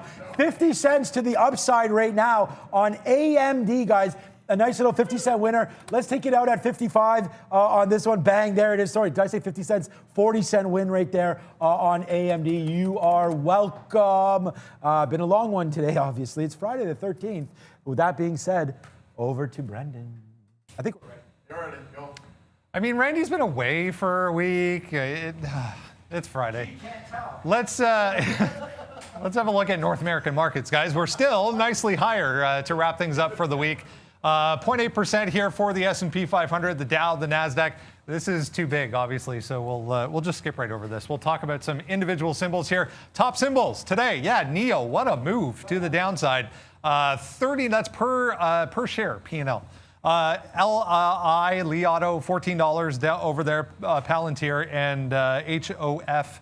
that Hall of Fame little tiny one that was crazy. Yeah, I was late to the party, just getting involved in NIO. 3% to the downside now, was up almost 5 at one point today. So huge reversal for NIO, trying to bounce off 46 right now. Look at the volume that came in here on this move to the downside. That tells the story for you. On NIO, we'll shift over to this one as well. Li Auto, yeah, nice little consolidation break to the downside here.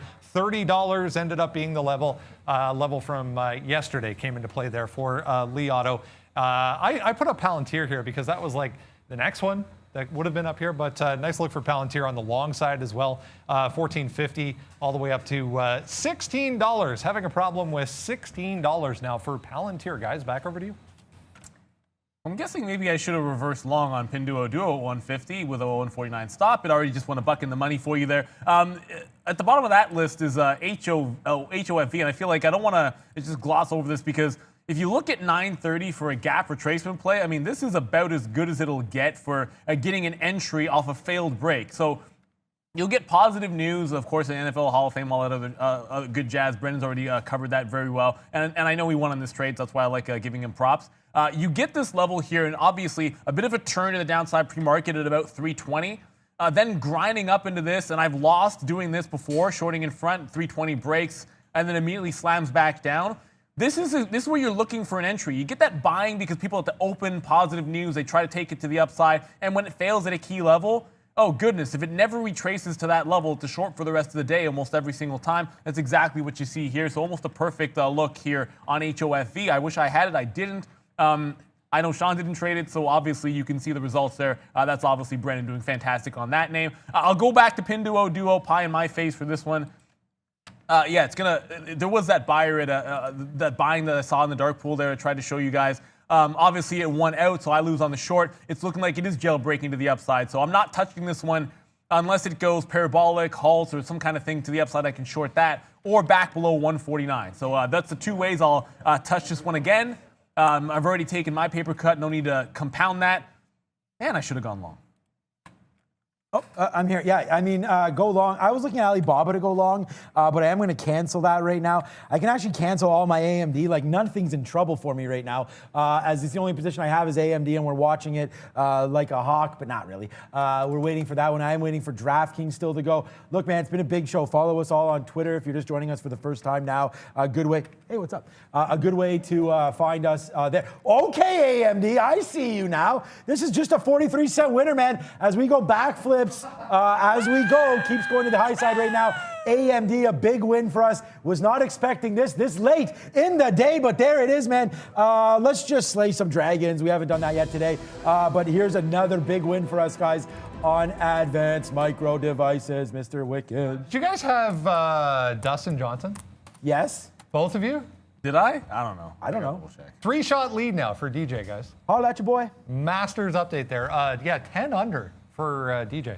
Yeah, no, Neil has, I can tell, I have it up in front of me right now. So, Neil, you have Bryson DeChambeau, Justin Thomas, Wolf, is it Matt Wolf? You do have DJ, so you do have DJ, and then you have Brooks Koepka. I have Bryson DeChambeau, DJ Xander, Schauffele, Booyaka, John Rahm, we'll see about that, Patrick Cantlay, and the boss Brendan has Rahm, Thomas, Xander, Bryson, and Matsuyama. So we're in a little bit of a pool here. I'm in 3 pools, actually.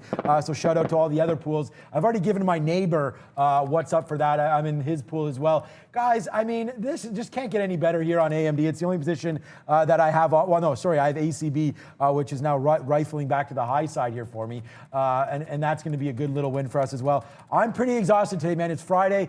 10 minutes left in the show. We're going to see what lunch is. Greg, what's lunch? Food.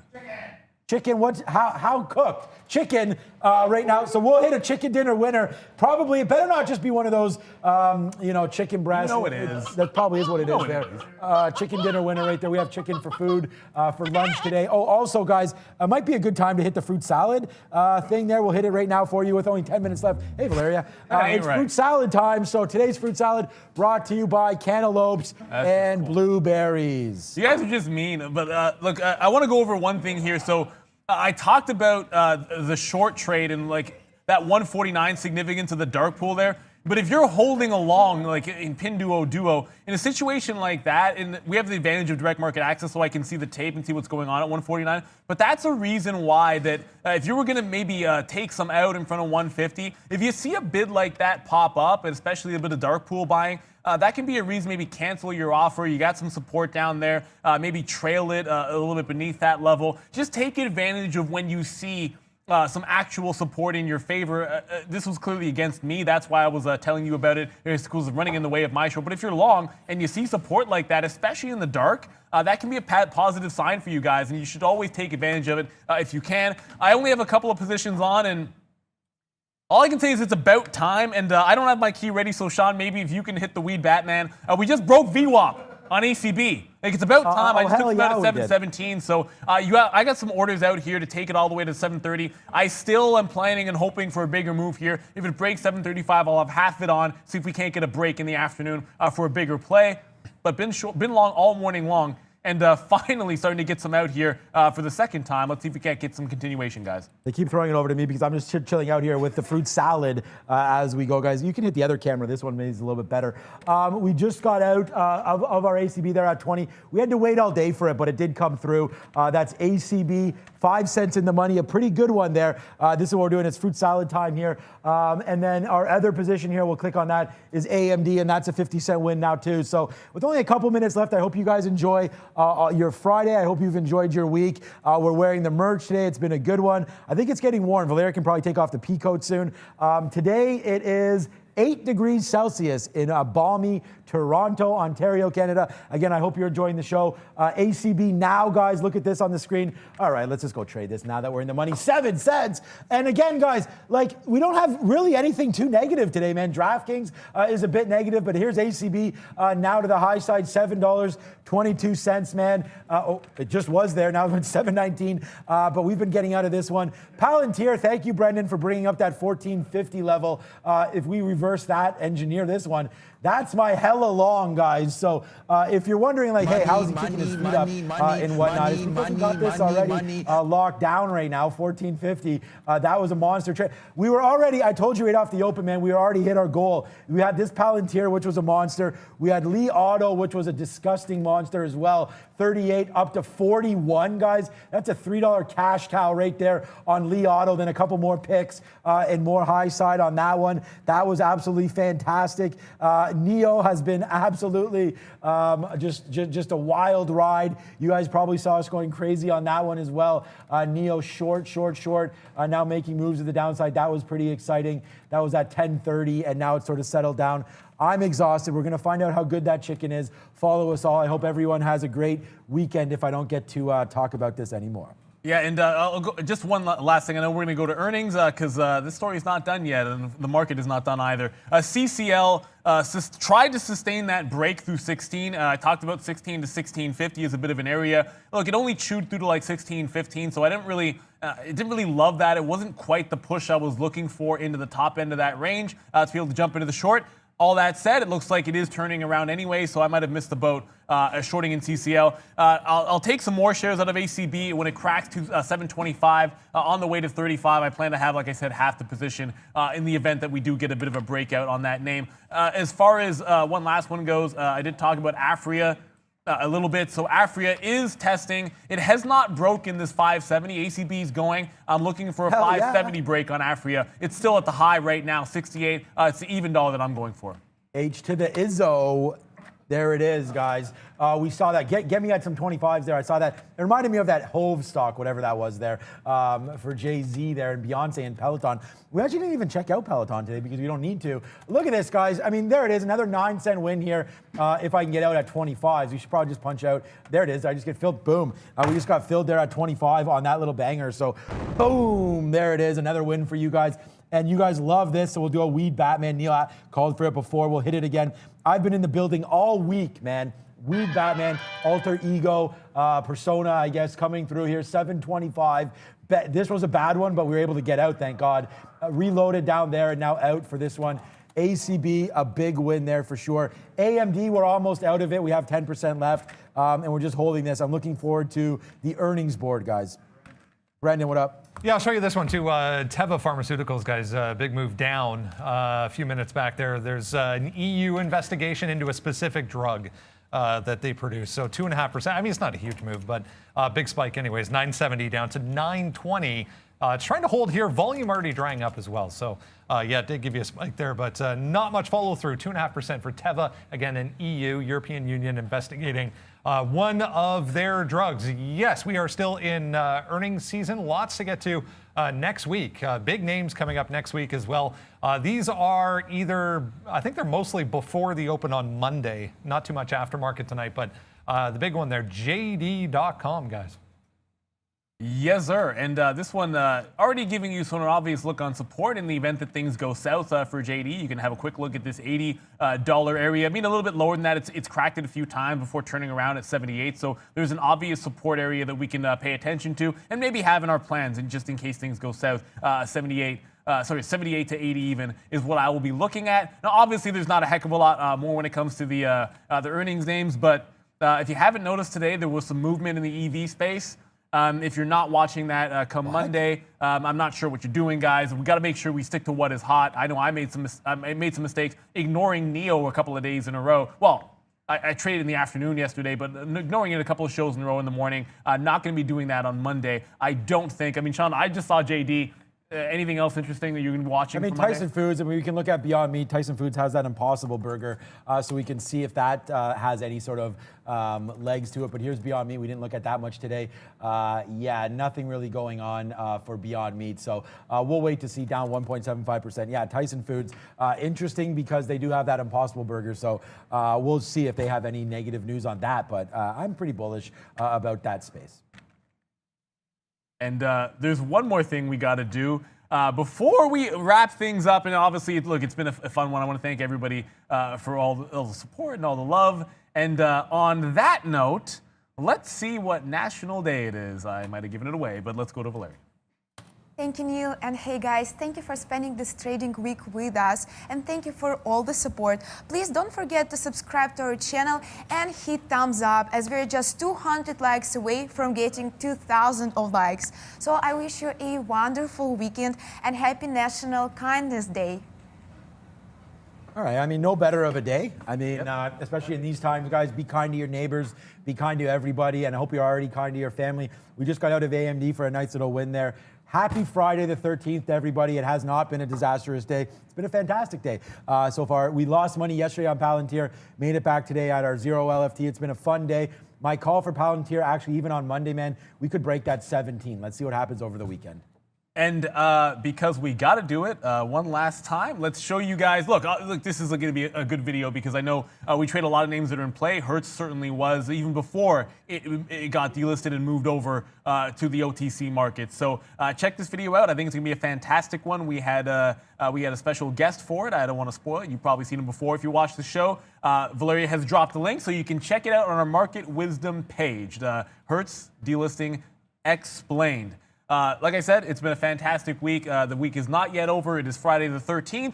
I'm a big horror movie buff, but I'm also a nerd. So if you want a scary movie to check out Event Horizon. It's like a sci-fi thriller with Lawrence Fishburne. I love it. I plan on watching it over the weekend if I can get some time to do it. For the entire team here, Valeria is still in that sweater, and you guys didn't get us to I don't think we got to the 2,500 likes to warm her heart. But either way, thank you guys for the love we did get. Sean Cattina looking fantastic in the white this time hoodie. He's got the black one, which I personally prefer. I got the home jersey on today. The home jersey. Yeah, home and away. Home and away. And the home team won today, so congratulations on that for everybody that followed along. Brendan Wickens is always doing a fantastic job. I'm Neil Roberts. Good morning, good afternoon, good evening, wherever you are in the world. This is Trader TV Live.